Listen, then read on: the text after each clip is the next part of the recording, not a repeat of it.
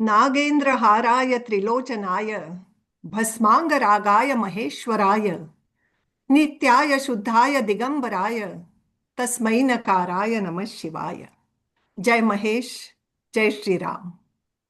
अखिल भारत वर्षीय माहेश्वरी महिला संगठन अंतर्गत बाल एवं किशोरी विकास समिति संस्कार सिद्धा द्वारा महेश नवमी के पावन पर्व पर आयोजित रेनबो पार्ट 3 के तृतीय दिवसीय कार्यक्रम में समिति की ओर से मैं समिति की राष्ट्रीय प्रभारी अंजलि तापड़िया आप सभी का दिल से स्वागत करती हूँ। यह मिट्टी सोना उगलती हर रंग यहाँ घुल मिलता है। यह मिट्टी सोना उगलती हर रंग यहाँ घुल मिलता है। तिरंगा शान से लहराता मेरा देश महान कहलाता। रेनबो के 7 रंग हमारे विभिन्न भावों को अभिव्यक्त करते हैं। आज हमारे देश के तिरंगे के भावों से ओतप्रोत सम्माननीय सदन को सादर वंदन, नमन, अभिवादन। आज सम्माननीय अतिथि के रूप में हमने आमंत्रित किया है सशक्त नेतृत्व, कुशल एवं दूरदर्शी व्यक्तित्व, प्रभावशाली कर्तृत्व, अनेक सम्मानों से विभूषित राष्ट्रीय अध्यक्ष आदरणीय मंजू जी बांगड़, आपका स्वागत, नमन। आज के कार्यक्रम के प्रखर राष्ट्रवादी वक्ता एवं वरिष्ठ पत्रकार आदरणीय पुष्पेंद्र जी कुलश्रेष्ठ हमारे साथ जुड़े हैं। यह हमारा परम सौभाग्य है। आपका हृदय से स्वागत है, नमन है। संगठन की महामंत्री ऊर्जावान नेतृत्व आदरणीय ज्योति जी राठी, कोषाध्यक्ष आदरणीय किरण जी लड्ढा, संगठन मंत्री आदरणीय ममता जी मोदानी, निवर्तमान अध्यक्ष आदरणीय आशा जी महेश्वरी, संगठन के सभी माननीय पूर्वाध्यक्ष, सभी आंचलिक पदाधिकारी, महासभा एवं युवा संगठन के पदाधिकारी, सभी प्रदेशों के अध्यक्ष सचिव, जिला, तहसील एवं स्थानीय संस्था के अध्यक्ष एवं सचिव और इतनी बड़ी संख्या में उपस्थित आप सभी श्रोतागण, उपस्थित किशोरियां, आप सभी का स्वागत है। आइए आगे बढ़ते हैं। मैं आमंत्रित करती हूं दक्षिणांचल की उपाध्यक्ष, संस्कार सिद्धा की प्रदर्शक, निरंतर सक्रिय, मृदुभाषी, ज्योतिष भास्कराचार्य आदरणीय अनुसया जी जाजू। आप आमंत्रित हैं राष्ट्रीय अध्यक्ष मंजू जी बांगड़ का परिचय देने हेतु। धन्यवाद अंजलि जी। अखिल भारत माहेश्वरी महिला संगठन 13वें सत्र की संगठन के सर्वोच्च पद पर आसीन महिला संगठन का नेतृत्व करते हुए आज राष्ट्रीय अध्यक्ष मंजू जी बांगड़ का परिचय देने का सौभाग्य हमें मिला। धन्यवाद संस्कार सिद्धा।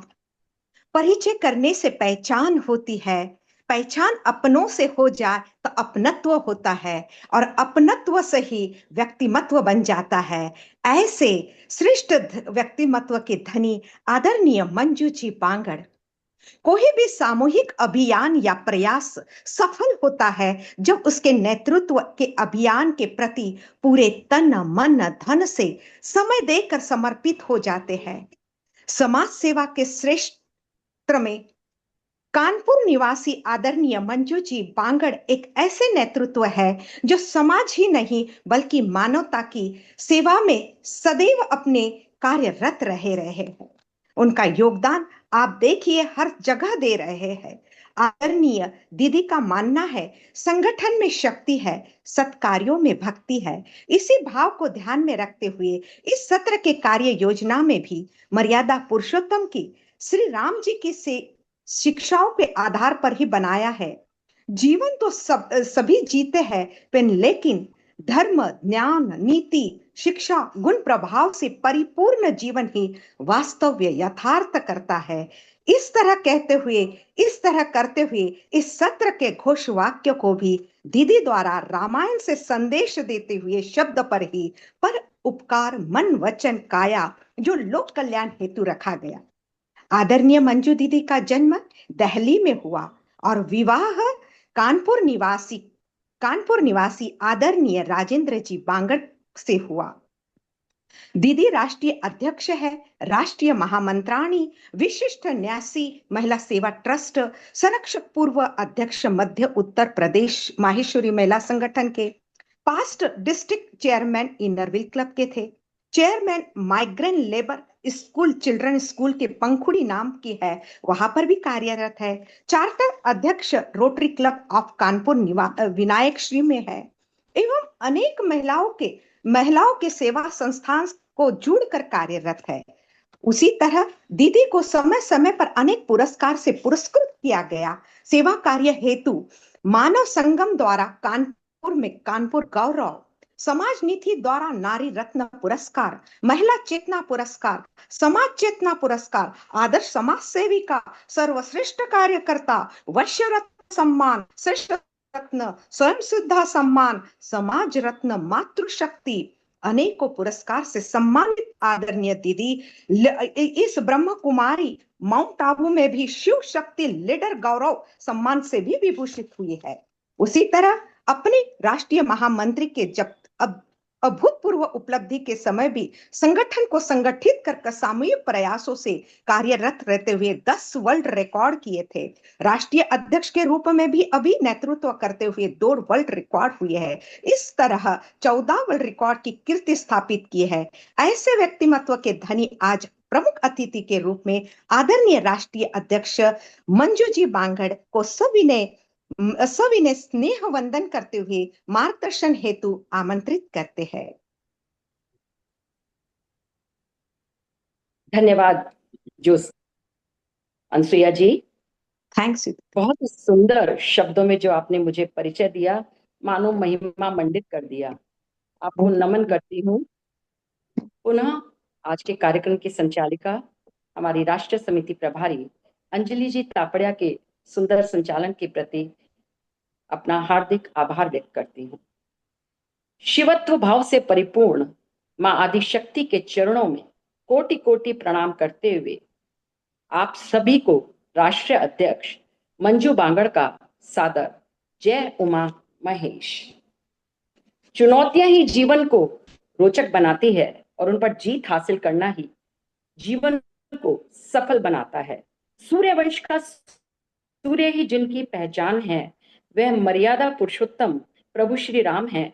लेता जो नाम प्रभु के, बन जाते उसके सब काम हैं। लेता जो नाम प्रभु के, बन जाते सब उसके काम हैं। ऐसे प्रभु श्री राम का स्मरण करते हुए इस जूम प्रांगण में मंचासीन सुप्रसिद्ध राष्ट्रवादी वक्ता एवं वरिष्ठ पत्रकार आदरणीय पुष्पेंद्र जी कुलश्रेष्ठ के प्रति राष्ट्रभाव से नतमस्तक होते हुए सभी प्रबुद्ध केंद्रीय पदाधिकारी, राष्ट्रीय महामंत्री ज्योति जी राठी, किरण जी, ममता जी, निवर्तमान राष्ट्रीय अध्यक्ष आशा जी महेश्वरी, हमारी मार्गदर्शिका बहनें आदरणीय रत्निमा, आदरणीय लता दीदी, गीता दीदी, सुशीला दीदी, शोभा जी, विमला दीदी एवं कल्पना जी, सभी हमारे भारतवर्ष एवं नेपाल से पधारी सभी अग्रज एवं श्रेष्ठ बहनें, हमारे सभी विभिन्न संस्थाओं के पदाधिकारी, सभी सामाजिक बंधु, विभूतियां एवं स्नेही बहनें, आप सभी को नमन, वंदन, अविरल अभिनंदन। जय भारत, वंदे मातरम। कल उगते सूरज में डूबता आतंकवाद देखा, ऑपरेशन सिंदूर से डरता पाकिस्तान देखा, सिंदूर की रक्षा करता सेना का जवान देखा। एक बार फिर हमने हमारा भारत महान देखा, एक बार फिर हमने हमारा भारत महान देखा। आतंक के खिलाफ, अधर्म के खिलाफ हमारे देश के प्रधानमंत्री माननीय मोदी जी के सशक्त नेतृत्व में ऑपरेशन सिंदूर की कामयाबी पर समस्त भारतवासियों को बधाई। हमारी भारतीय हिंदू परंपरा में सिंदूर केवल वैवाहिक प्रतीक नहीं, बल्कि शक्ति, दिव्य स्त्री ऊर्जा का प्रतीक है। इसका अपमान सृष्टि के संतुलन पर प्रहार है। इस दृष्टि से ऑपरेशन सिंदूर धर्म और सम्मान की रक्षा के लिए आध्यात्मिक संघर्ष के रूप में प्रतिकार था, जो मां दुर्गा की राक्षसों का संहार करने की छवि से प्रेरित रहा। यह केवल युद्ध नहीं, आतंक के विरुद्ध न्याय रहा। यह ऑपरेशन सिर्फ प्रतिशोध नहीं, बल्कि धर्म, सम्मान और मानवता की विजय का आह्वान रहा। गर्व के इन क्षणों में भारत सरकार द्वारा निर्देशित राष्ट्र धर्म की प्रतिबद्धता के साथ देश की सेना को सलाम करते हैं। मां भारती को प्रणाम करते हैं और पहलगाम में आतंकी घटना में मारे गए निर्दोष हिंदू नागरिकों के प्रति भावपूर्ण श्रद्धांजलि अर्पित करते हैं। देश की प्रभुता, एकता और अखंडता की सुरक्षा हेतु भगवान उमा महेश से बार बार प्रार्थना करते हैं। जी हाँ, राष्ट्रहित सर्वोपरि इसी भाव से अभिप्रेरक है आज महेश्वरी समाज के वंशोत्पत्ति दिवस महेश नवमी के पर्व के उपलक्ष्य में राष्ट्रीय महिला संगठन के तत्वाधान में संस्कार सिद्धा समिति द्वारा आयोजित आज का यह वर्चुअल बहुप्रतीक्षित कार्यक्रम, जिसमें राष्ट्र की बात अपनों के साथ करने के लिए हमारे बीच पधारे हैं राष्ट्रभक्त हिंद हृदय सम्राट श्री पुष्पेंद्र जी कुलश्रेष्ठ। निश्चय ही हम सभी बड़े सौभाग्यशाली हैं कि आज हमें देश के ऐसे कर्णधार को सुनने का सौभाग्य प्राप्त हो रहा है जो भारतीय संस्कृति सनातन धर्म के पुरोधा हैं। पिछले कुछ सालों से भारतीयों में, खासकर युवाओं में जो सोच बदल रही है, उसका कारण आप जैसे राष्ट्रवादी वक्ताओं की प्रेरणा है। आपने हिंदुओं को, भारतीयों को जगाने का जो बीड़ा उठाया है, उसका हम अनुमोदन करते हैं। आपका यह भागीरथ प्रयास नितांत सराहनीय है, अनुकरणीय है। आपको हृदय से अभिवादन करते हुए चंद लाइनें समर्पित है। चट्टानों सा खड़ा हूं, चट्टानों से खड़ा हूं, दुश्मनों से लड़ा हूं, हिंदुत्व से जुड़ा हूं, पत्रकार से ओमकार की ओर मुड़ा हूं, सनातनी हूं, हिंदू हूं, पूर्ण व्रत हूं, बिंदु हूं, राष्ट्र विरोधियों के मार्ग का शूल हूं, वीर सावरकर के चरणों की धूल हूं, मैं वैदिक शास्त्रों का नमस्कार हूं, छत्रपति शिवाजी की तलवार, नटराज नृत्य करे जिस पर वह मैं ताल हूं, पुनर्जागरण का मैं ही मार्ग यथेष्ट हूं, पथ श्रेष्ठ हूं, जी हाँ मैं पुष्पेंद्र कुल श्रेष्ठ हूं, जी हाँ मैं पुष्पेंद्र कुल श्रेष्ठ हूं। आपको नमन, वंदन, हृदय से अभिनंदन। भारत सदा से ही वसुधैव कुटुंबकम में विश्वास करता है। संपूर्ण विश्व एक परिवार है, लेकिन कई बार परिवार को भी अपना घर बचाना पड़ता है। सैन्य कार्रवाई और संघर्ष विराम दोनों में ही भारत का संदेश स्पष्ट और परिलक्षित है। हम शांति के पक्षधर हैं, पर आतंकवाद के विरुद्ध हैं। हम वैश्विक सहयोग का स्वागत करते हैं, पर संप्रभुता, सुरक्षा के से कभी समझौता नहीं करते हैं। यही संतुलन, यही विश्वास आज के भारत की पहचान है। विश्व के समक्ष ऑपरेशन सिंदूर की ब्रीफिंग में कर्नल सोफिया कुरैशी और विंग कमांडर व्योमिका सिंह को नेतृत्व करते देखना आज प्रतीकात्मक ही नहीं था, बल्कि यह आज की सशस्त्र सेनाओं की वास्तविकता का दर्पण था। यह केवल प्रतिनिधित्व की बात नहीं है। हर क्षेत्र में, हर झंडे के नीचे स्त्री खड़ी है, प्रतीक नहीं, शक्ति के रूप में खड़ी है। वर्दी में महिलाएं आज सक्रिय क्षेत्रों में तैनात है, रणनीतिक, राजनीतिक निर्णय ले रही है, महत्वपूर्ण जिम्मेदारियां निभा रही हैं और देश सेवा में सशक्त रूप से खड़ी हैं।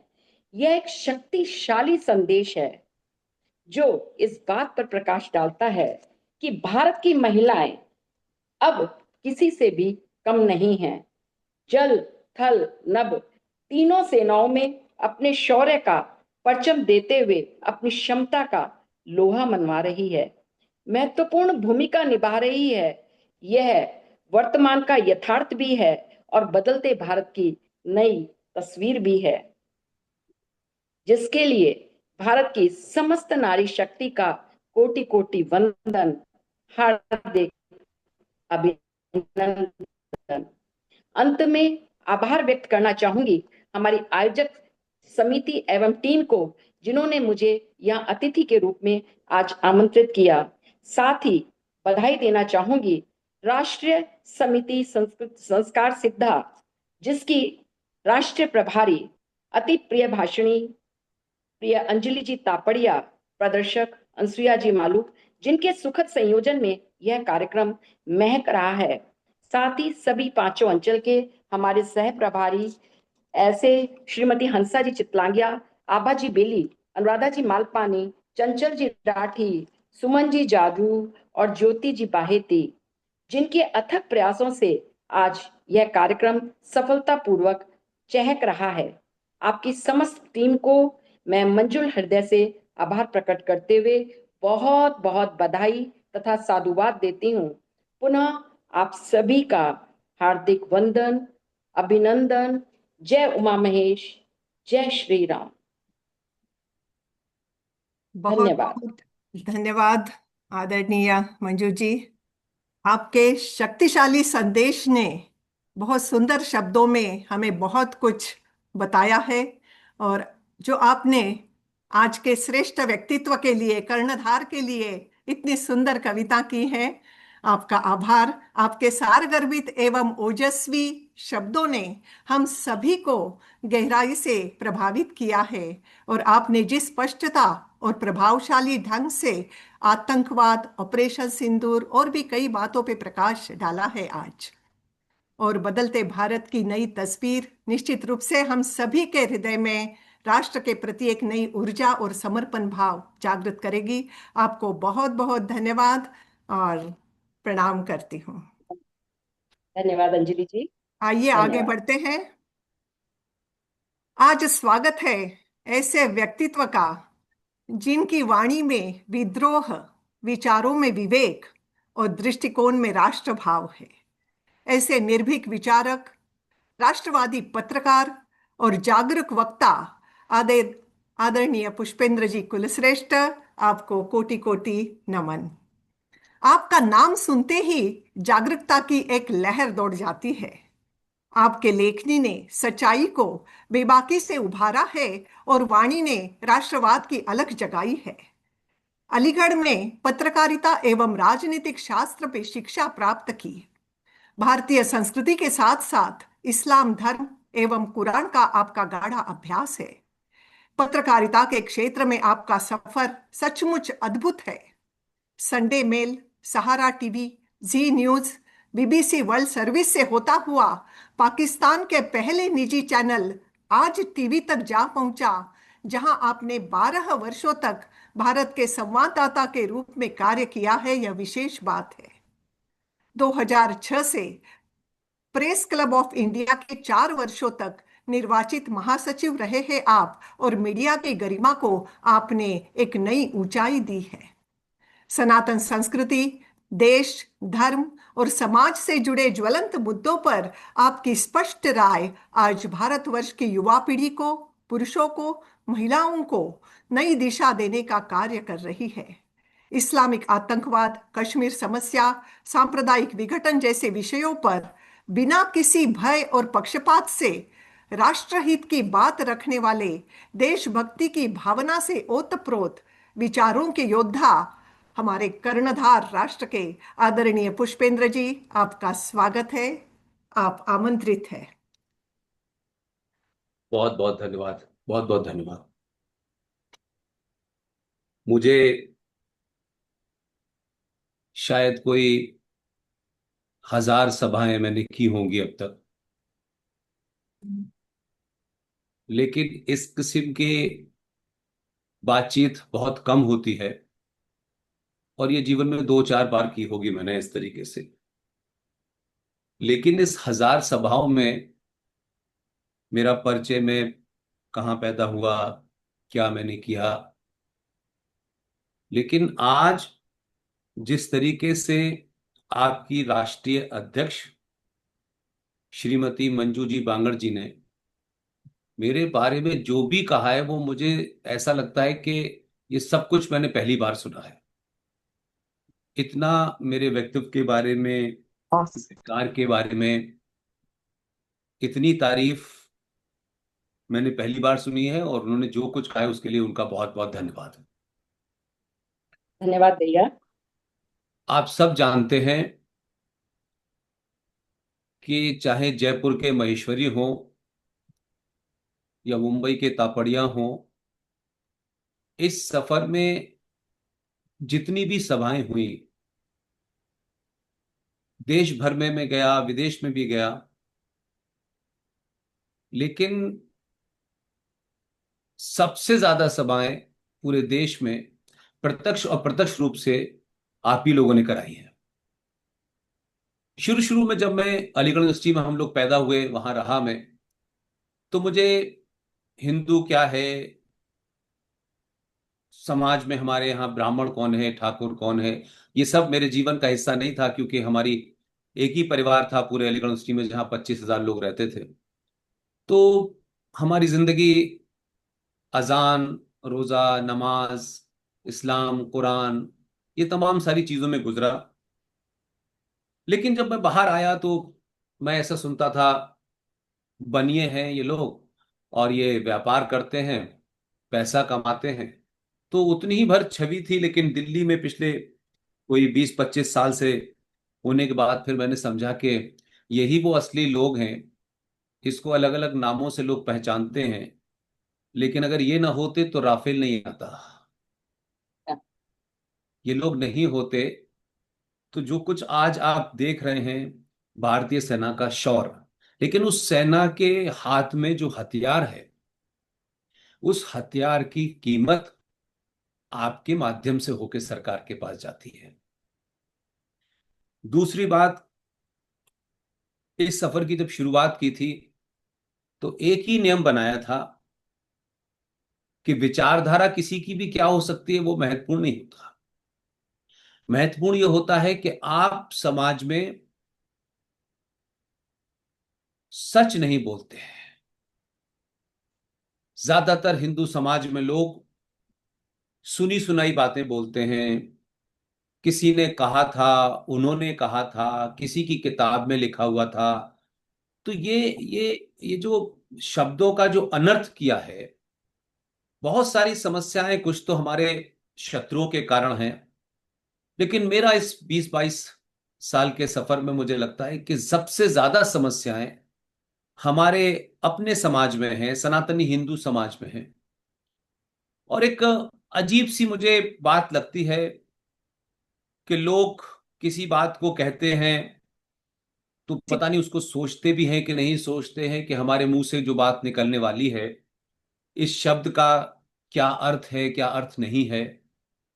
हमारे यहाँ लोग कपड़ों से, महंगी गाड़ियों से, बड़े बड़े मकानों से शायद अपने जीवन को समझते हैं कि यही एक अंतिम लक्ष्य है।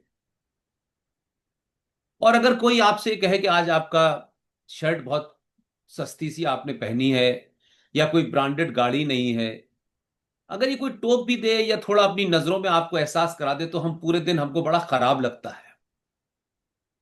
लेकिन मुझे दुख इस बात का है कि लोग बड़ी बड़ी सभाओं में ऐसे ऐसे शब्द बोलते हैं जिन शब्दों का अनर्थ है, उनका अर्थ ही नहीं पता है लोगों को, और धड़ल्ले से बोल रहे हैं। इसलिए हमारी अपनी आगे की जनरेशन है, वो शायद हमसे इसलिए भी कनेक्ट नहीं कर पाती है कि हमने कुछ सुन लिया है, कहीं कुछ रट लिया है, और कहीं किसी बहुत महान आदमी ने कोई बात कह दी है। अब वो जब हम उसको कहते हैं, और आज की जनरेशन एक साइंटिफिक जनरेशन है, लॉजिक पे, फैक्ट पे, फिगर पे बात करती है। और हमारे जमाने में तो बड़े कोई बात कहते तो कहते थे भाई कह दिया किसी बड़े ने तो पर उस पर बहस क्यों करनी। लेकिन ये दुनिया बिल्कुल बदल गई है। अब आप एक 15 साल के बच्चे से कोई बात आप कहेंगे, और अगर आप उसको प्रूफ न कर पाए, तो मैं समझता हूं कि उसके पास इतने सोर्सेज हैं कि जो बात आपने कही है उसको वो परखेगा कि आपने शब्द का मतलब सही बताया है, ये बात सच में है भी कि नहीं है। तो एक तरफा जो पहले होता था वो अब नहीं होता, और एक 15 से 16 साल का बच्चा आपकी बातों को वेरीफाई करता है, और फिर उसको लगता है कि ये बात है, तभी वो मानता है। तो इस सफर में एक ही बात चुनी कि जो भी बात कहेंगे, बिना उसकी पूरी जांच पड़ताल के किए बगैर नहीं कहेंगे। और फिर जब कहेंगे तो उसको साइंटिफिक तरीके से बच्चे को समझाएंगे। ये नहीं होगा कि मान लो कि भाई पूजा कर लो, बस भगवान की पूजा करने से ऐसा होता है, ये बात इस जनरेशन के गले नहीं उतरती है। तो उसको आप जब एड्रेस करें या किसी विषय को उठाएं तो उन शब्दों का बहुत ध्यान हम सबको रखना है। और उनके कारण ही हम एक बहुत विकट संकट में चले गए हैं। और शायद हम सब कुछ अच्छा अच्छा देखते हैं, वो हमको लगता है कि जैसी दुनिया हमारे आसपास है बस सारी दुनिया वैसे ही होगी, और ये हमारी सबसे बड़ी भूल है। इसलिए इस सफर में अनेक विद्वान, अनेक समाज में काम करने वाले लोग, अनेक हमारे आस्थाओं परंपराओं को सरोने वाले लोग, हमारे उस्ताद, टीचर, पॉलिटिशियन, एक एक दौड़ लगी हुई है। बिना रुके कोई रुकना नहीं चाहता, रुक करके कुछ देखना नहीं चाहता, रुक करके कोई सुनना नहीं चाहता। सबको लगता है कि बस इस दौड़ में किसी भी तरीके से शामिल हो जाओ और कुछ प्राप्त करना है, कोई मटेरियल कुछ चीज चाहते हैं और उसके बाद बात खत्म। इसलिए मैं कभी कभी सोचता हूं कि हम जिनको शत्रु समझ रहे हैं वो तो पिछले हजारों साल से हमारे बारे में यही बता रहे हैं, उन्हें कोई बदलाव नहीं है। लेकिन जो हमारे अपने बीच में बैठते हैं, कथाएं करते हैं, करोड़ों रुपया भी लेते हैं, लेकिन कहीं उनके मन में ये नहीं आता कि समाज का एक वर्ग का उनके ऊपर विश्वास है। वो आपको ज्ञानी मानते हैं। आप राम की कथा कहेंगे तो राम के बारे में बताएंगे, राम कौन थे, कैसे थे।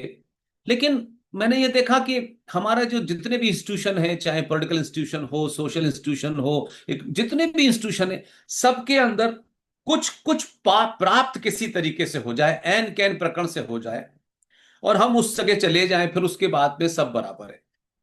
तो जैसे एक शब्द का इस्तेमाल हुआ, मैं उसको इसलिए कहना चाहता हूं कि मैं जिन लोगों के बीच में बोल रहा हूं ये उस संपन्न समाज से आते हैं जहां कोई संघर्ष इस तरीके का नहीं दिखता कि जहां किसी छोटी छोटी चीज के लिए संघर्ष करना हो। और जब समाज आपके तरफ देखता है तो उनको लगता है कि कोई आपके पास ऐसी कमी नहीं है कि जिसके कारण आपने किसी चीज को बोला या किसी चीज को समझा। तो साधनों की कमी के कारण आप शायद उस आप तक वो चीज नहीं थी, इसलिए शायद हम और आप गलत बोल रहे हैं। जैसे बोला जाता है कि सारे धर्म बराबर हैं और हर धर्म जो है वो शांति का संदेश देता है। कभी कभी ऐसा होता है कि मनुष्य जैसा खुद होता है वो वैसे ही दूसरों के बारे में भी सोचता है। अगर आप संस्कार से भरपूर हैं, जीवन में आपके कोई कमी नहीं है, तो आप हमेशा दूसरे से उम्मीद करते हैं कि वो भी ऐसी सोचता होगा जैसा हम सोचते हैं। लेकिन जो रियल वर्ल्ड है वो ऐसा नहीं है। जब हम ये कहते हैं कि सारे धर्म बराबर हैं तो सबसे पहला संकट तो यह है कि हम एक बड़ा झूठ बोल रहे होते हैं। जाने अनजाने में हमको पता ही नहीं है कि धर्म क्या है। और जब हम ये बोलते हैं तो जो लोग, जिन लोगों के समकक्ष आप अपने आप को खड़ा कर लेते हो, वो इस बात से खुश होते हैं कि हम तो धर्म है ही नहीं, लेकिन ये तो हमको भी धर्म मान रहे हैं। तो सारे धर्म बराबर इसलिए नहीं हो सकते कि हमारे संस्कारों में, साहित्य में, मान्यताओं में, परंपराओं में धर्म का अर्थ होता है कर्तव्य। एक माँ का धर्म क्या है, एक पिता का धर्म क्या है, एक बेटी का धर्म क्या है, एक राजा का धर्म क्या है, एक पुलिस वाले का धर्म क्या है, एक सैनिक का धर्म क्या है। उसकी ड्यूटी, उसके कर्तव्य को धर्म कहते हैं। धर्म किसी मजहब के बराबर नहीं हो सकता और धर्म कभी पैदा नहीं होता है। मजहब पैदा होते रहते हैं। 1400 साल पहले इस्लाम आया, 2000 साल पहले क्रिश्चियनिटी आई, फिर पारसी आए। ये बनते रहेंगे, बिगड़ते रहेंगे, लेकिन पूरे ब्रह्मांड में एक ही धर्म है। उस धर्म का नाम है सनातन। और सनातन कभी पैदा ही नहीं हुआ था, तो इसको मारने वाले की ख्वाहिश रखने वाले लोग कितनी भी ख्वाहिशें कर लें, कितनी भी तमन्नाएं कर लें, सनातन मर नहीं सकता।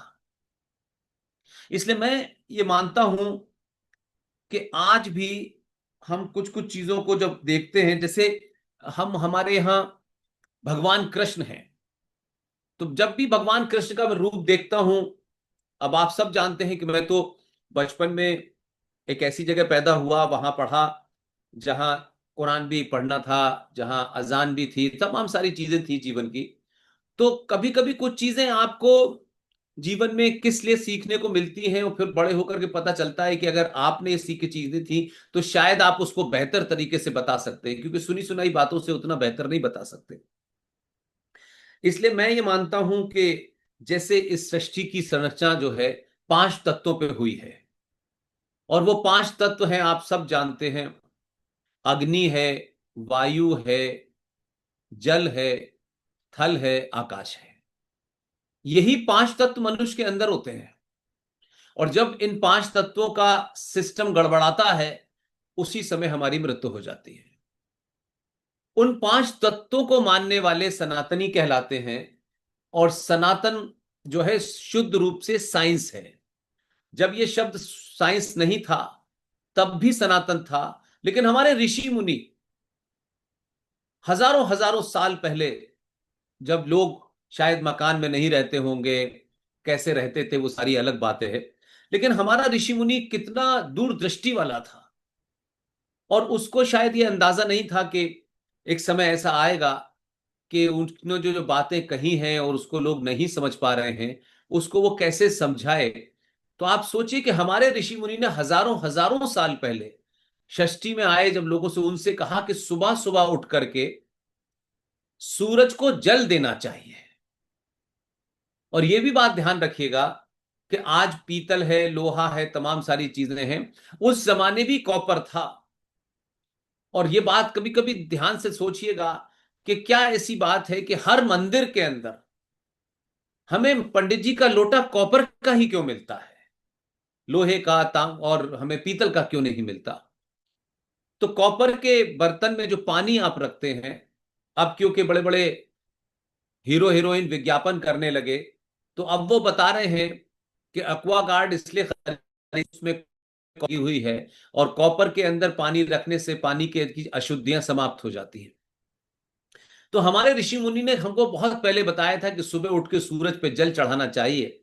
तो आजकल तो हमारे यहाँ समाज फिल्मों को देख करके जिस तरह से चलता है, उसको ये भी अंदाजा नहीं रहता कि सूरज को जब जल चढ़ाया जाता है तो सूरज के और आपकी आंखों के बीच में जल की धारा होनी चाहिए, और आपकी आंखें खुली रहनी चाहिए, ताकि सूरज जब सुबह सुबह 4 बजे निकलता है उस समय सबसे ज्यादा साफ माहौल होता है। और सूरज की किरणें जब पानी पे पड़ती हैं और उसके बाद वो जो रेज है वो आपके माथे पे लगती हैं, तो पूरे दिन के लिए आपके शरीर को जो अग्नि चाहिए होती है वो सुबह सुबह आपको मिल जाती है। हमारे ही ऋषि मुनि ने हजारों साल पहले बताया था कि इस ब्रह्मांड के ऊपर एक पेड़ है, उस पेड़ की रखवाली करना, उस पेड़ की पूजा करना। अब उस ऋषि मुनि को यह नहीं पता था कि पूजा का भाव धीरे धीरे आते आते ऐसा हो जाएगा कि लोग पेड़ को लड्डू चढ़ाने लगेंगे, लोग पेड़ की जड़ में दिया रख देंगे। ये उस ऋषि मुनि को अंदाजा नहीं था। लेकिन जब उसने पूजा से इसको जोड़ा जोड़ा तो उसके पीछे उसका एक ही भाव था कि कैसे भी इस पेड़ को जरूर प्रोटेक्ट करना। और ये पेड़ है पीपल का। और आज शायद साइंस इतनी इंपॉर्टेंट हो गई है, लोग समझने लगे हैं, दुनिया बदल गई है कि ये पीपल का पेड़ अनादि अनादिकाल से था। और इस धरती पे पीपल का पेड़ कोई उगता नहीं है, ये भी एक उसकी खास बात होती है। पीपल का पेड़ दीवारों में उगता है। आप जानते हैं कि वो जो परिंदा जो खाता है फिर उसके बाद उसकी जो बीट होती है उससे निकलता है। इसकी कहीं खेती नहीं होती, इसकी कहीं पौध नहीं मिलती है। तो पीपल का पेड़ पूजने की पीछे उनकी एक ही मंशा थी कि पूजने के नाम से लोग इसकी केयर करेंगे, इसको साफ रखेंगे। और वो इसलिए था कि पूरे ब्रह्मांड में एक ही पेड़ है पीपल, जो 24 घंटे ऑक्सीजन देता है। तो इस तरीके से उन्होंने तमाम सारी चीजों को, 5 तत्वों को बताया। लेकिन मैं उस टॉपिक की तरफ लौटना चाहता हूं, क्योंकि अध्यक्ष जी ने सिंदूर की बात भी की, भारत के बदलते हुए उसकी बात भी की, व्यापार की बात भी की, मोदी जी की भी बात की। लेकिन मैं ये मानता हूं, पिछले करीब करीब 70 सालों का अध्ययन अगर मैं करता हूं, तो लोग आज भी जब ये सब बात कहते हैं कि भाई देखो महंगाई इतनी है, ये इतना है, वो इतना है, ये नहीं हुआ, वो नहीं हुआ, मुझे लगता है कि शायद जब आदमी सोता रहता है तो शायद उसको आभास नहीं होता, और यकायक जब वो जग जाता है तो फिर उसको एकदम लगता है कि सब कुछ जो हजारों साल से नहीं हुआ वो बस 2-4 महीने में हो जाए, ये उसको ऐसा लगता है। एक भारत की घोषित पॉलिसी थी, और वो घोषित पॉलिसी ये थी कि हम पहले किसी पे हमला नहीं करेंगे। ये भारत की पॉलिसी थी। लेकिन ये पॉलिसी उस समय भी कंट्राडिक्टरी थी, और ये पॉलिसी कुछ हद तक, कुछ दिन तक ये कंट्राडिक्टरी थी। कि भारत का जो राष्ट्रीय खेल है उस राष्ट्रीय खेल को हॉकी कहते हैं, और पाकिस्तान का भी राष्ट्रीय खेल हॉकी है। खेल तो दोनों का एक ही है, लेकिन उस खेल का जो मोटो है वो बदला हुआ है। दोनों तरफ मोटो सेम है, लेकिन हमने मोटो को अपने कारणों से, अपने संस्कारों के कारण से उसे बदल दिया। हॉकी के राष्ट्रीय खेल का पहला वाक्य है, attack is the best defence. आक्रमण ही आपकी रक्षा है। यह हॉकी का नियम है। अब पाकिस्तान के यहां हॉकी भी खेली जाती है, तो वो हॉकी में भी attack is the best defence करता है, और उसकी राष्ट्रीय पॉलिसी भी यही है। लेकिन हमारे यहां राष्ट्रीय खेल की पॉलिसी तो ये रखी गई, लेकिन जो राष्ट्रीय नीति बनी वो कहा कि हम हमला पहले नहीं करेंगे। और उस कारण से शत्रु ने आप पे कोई हमला किया, फिर अगर आप बचे तो फिर आपने उसका जवाब दिया। अब अभी हाल की घटना को अगर मैं देखूं तो मुझे ऐसा लगता है कि कितने हमने उनके अड्डों को तोड़ा, कितने आतंकवादी मारे। ये हो सकता है 100, 500, 200, 400, 2, 4 जो भी हो, ये महत्वपूर्ण नहीं है। महत्वपूर्ण यह है कि भारत ने 70 साल से बनी अपनी नीति को, कि हम पहले हमला नहीं करेंगे, एक ही क्षण में इसको बदल दिया और कहा कि जहां से भी हमारे ऊपर हमला होने की कोई थोड़ी सी भी गुंजाइश होगी, वो देश के दुनिया के किसी कोने से होगा, उनका हमला करने से पहले हम उनको समाप्त कर देंगे। ये बहुत बड़ा बदलाव है। इस बदलाव से इस देश के अंदर पिछले 60-70 सालों से दबी हुई जो भावना थी वो निकल रही है, जिसके कारण पूरा देश, पूरा राष्ट्र इस समय देश के प्रधानमंत्री के पीछे खड़ा हुआ है। अब इससे हम आगे जाते हैं कि ये सब जो होता है उसके पीछे कारण क्या होता है। कुछ लोगों को लगता है कि जब 22 अप्रैल को यह घटना घटी तो हमको फौरन ऐसा कर देना चाहिए। ये इसलिए मुमकिन नहीं होता कि ये कोई दो लोगों की तू तू मैं मैं की लड़ाई नहीं है। ये दो देशों के बीच की लड़ाई है। हमको अपना इंतजाम करना है, कहां कहां करना है, कहां कहां लूपहोल्स है, वो तमाम सारी चीजें होती हैं। लेकिन ये भी बहुत चर्चा हो रही है कि जो हमने रशा से जो एंटी एक जो मिसाइल ड्रोन खरीदे थे वो कैसे होंगे, कैसे नहीं होंगे। लेकिन इन सबको खरीदने के लिए जो पैसा है वो कहां से आता है।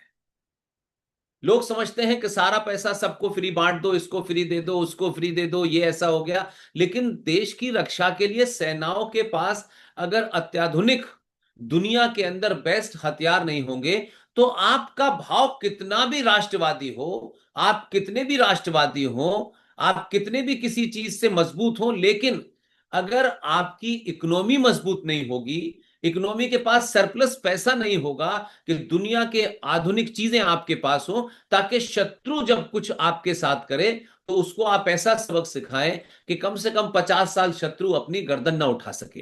तो इस सब के पीछे जो मुझे बताया गया, क्योंकि मैं जब बॉम्बे आता हूं तो तापड़िया जी के घर भी जाता हूं, और अगर जयपुर जाता हूं तो महेश्वरी जी के घर भी जाता हूं। ये तमाम सारे लोग जो हैं अपनी अपनी क्षमता के अनुसार हमारे साथ जो भी कुछ हमको मदद कर सकते हैं वो करते हैं।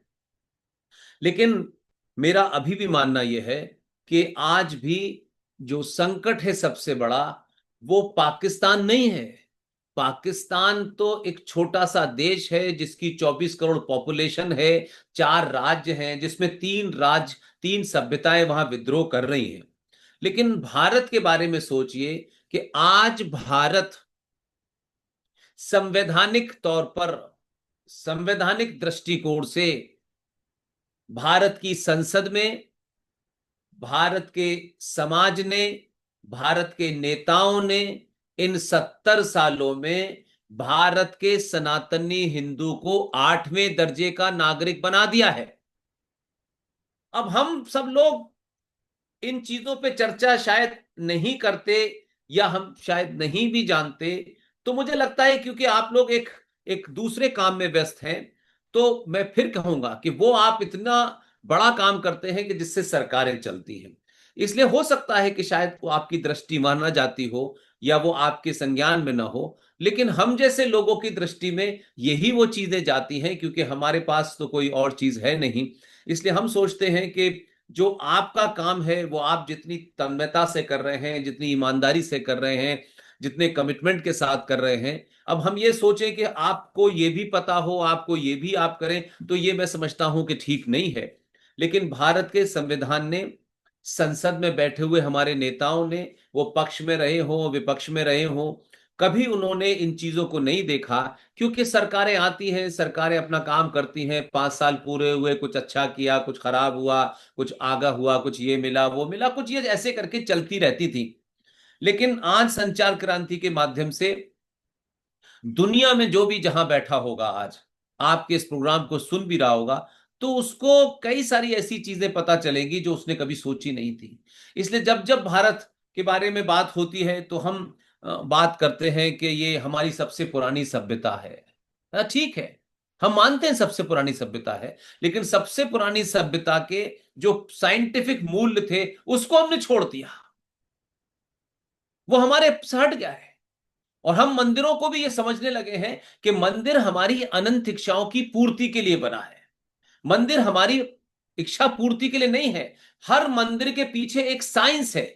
उस साइंस के तहत आप जब उस मंदिर में जाते हैं तो आपको ऐसा लगता है कि यहाँ की जो माहौल है, यहाँ की जो रेज है, यहाँ का जो जो जो हवा है, उससे आपको बड़ा अच्छा अच्छा सा लगता है। वो उस जगह की पवित्रता होती है, और वहां जो भी मूर्ति होती है उससे निकलने वाली रेज होती है जो आपके शरीर पर लगती है और आपको बड़ा अच्छा लगता है। तो मंदिरों को हमने जिस तरीके से, मैंने कहा कि अपनी इच्छा पूर्ति के लिए बनाया, और इस मंदिर में गए और वहां कोई हमने मनोकामना मांगी, सरकार मंदिर के भगवान से मांगी, तो वो मनोकामना अगर हमारी सही समय पे पूरी नहीं हुई तो हम मंदिर बदल लेते हैं, फिर एक नए मंदिर की तरफ चले जाते हैं। और इतने हजारों मंदिर होने के बाद भी कोई चांदनिया किया जा रहा है, कोई अजमेर में जाकर सारनाथ थामा। तो हम कौन है भाई? हम जड़ हैं, और जड़ वाले लोग जो है पत्तों की पूजा कर रहे हैं।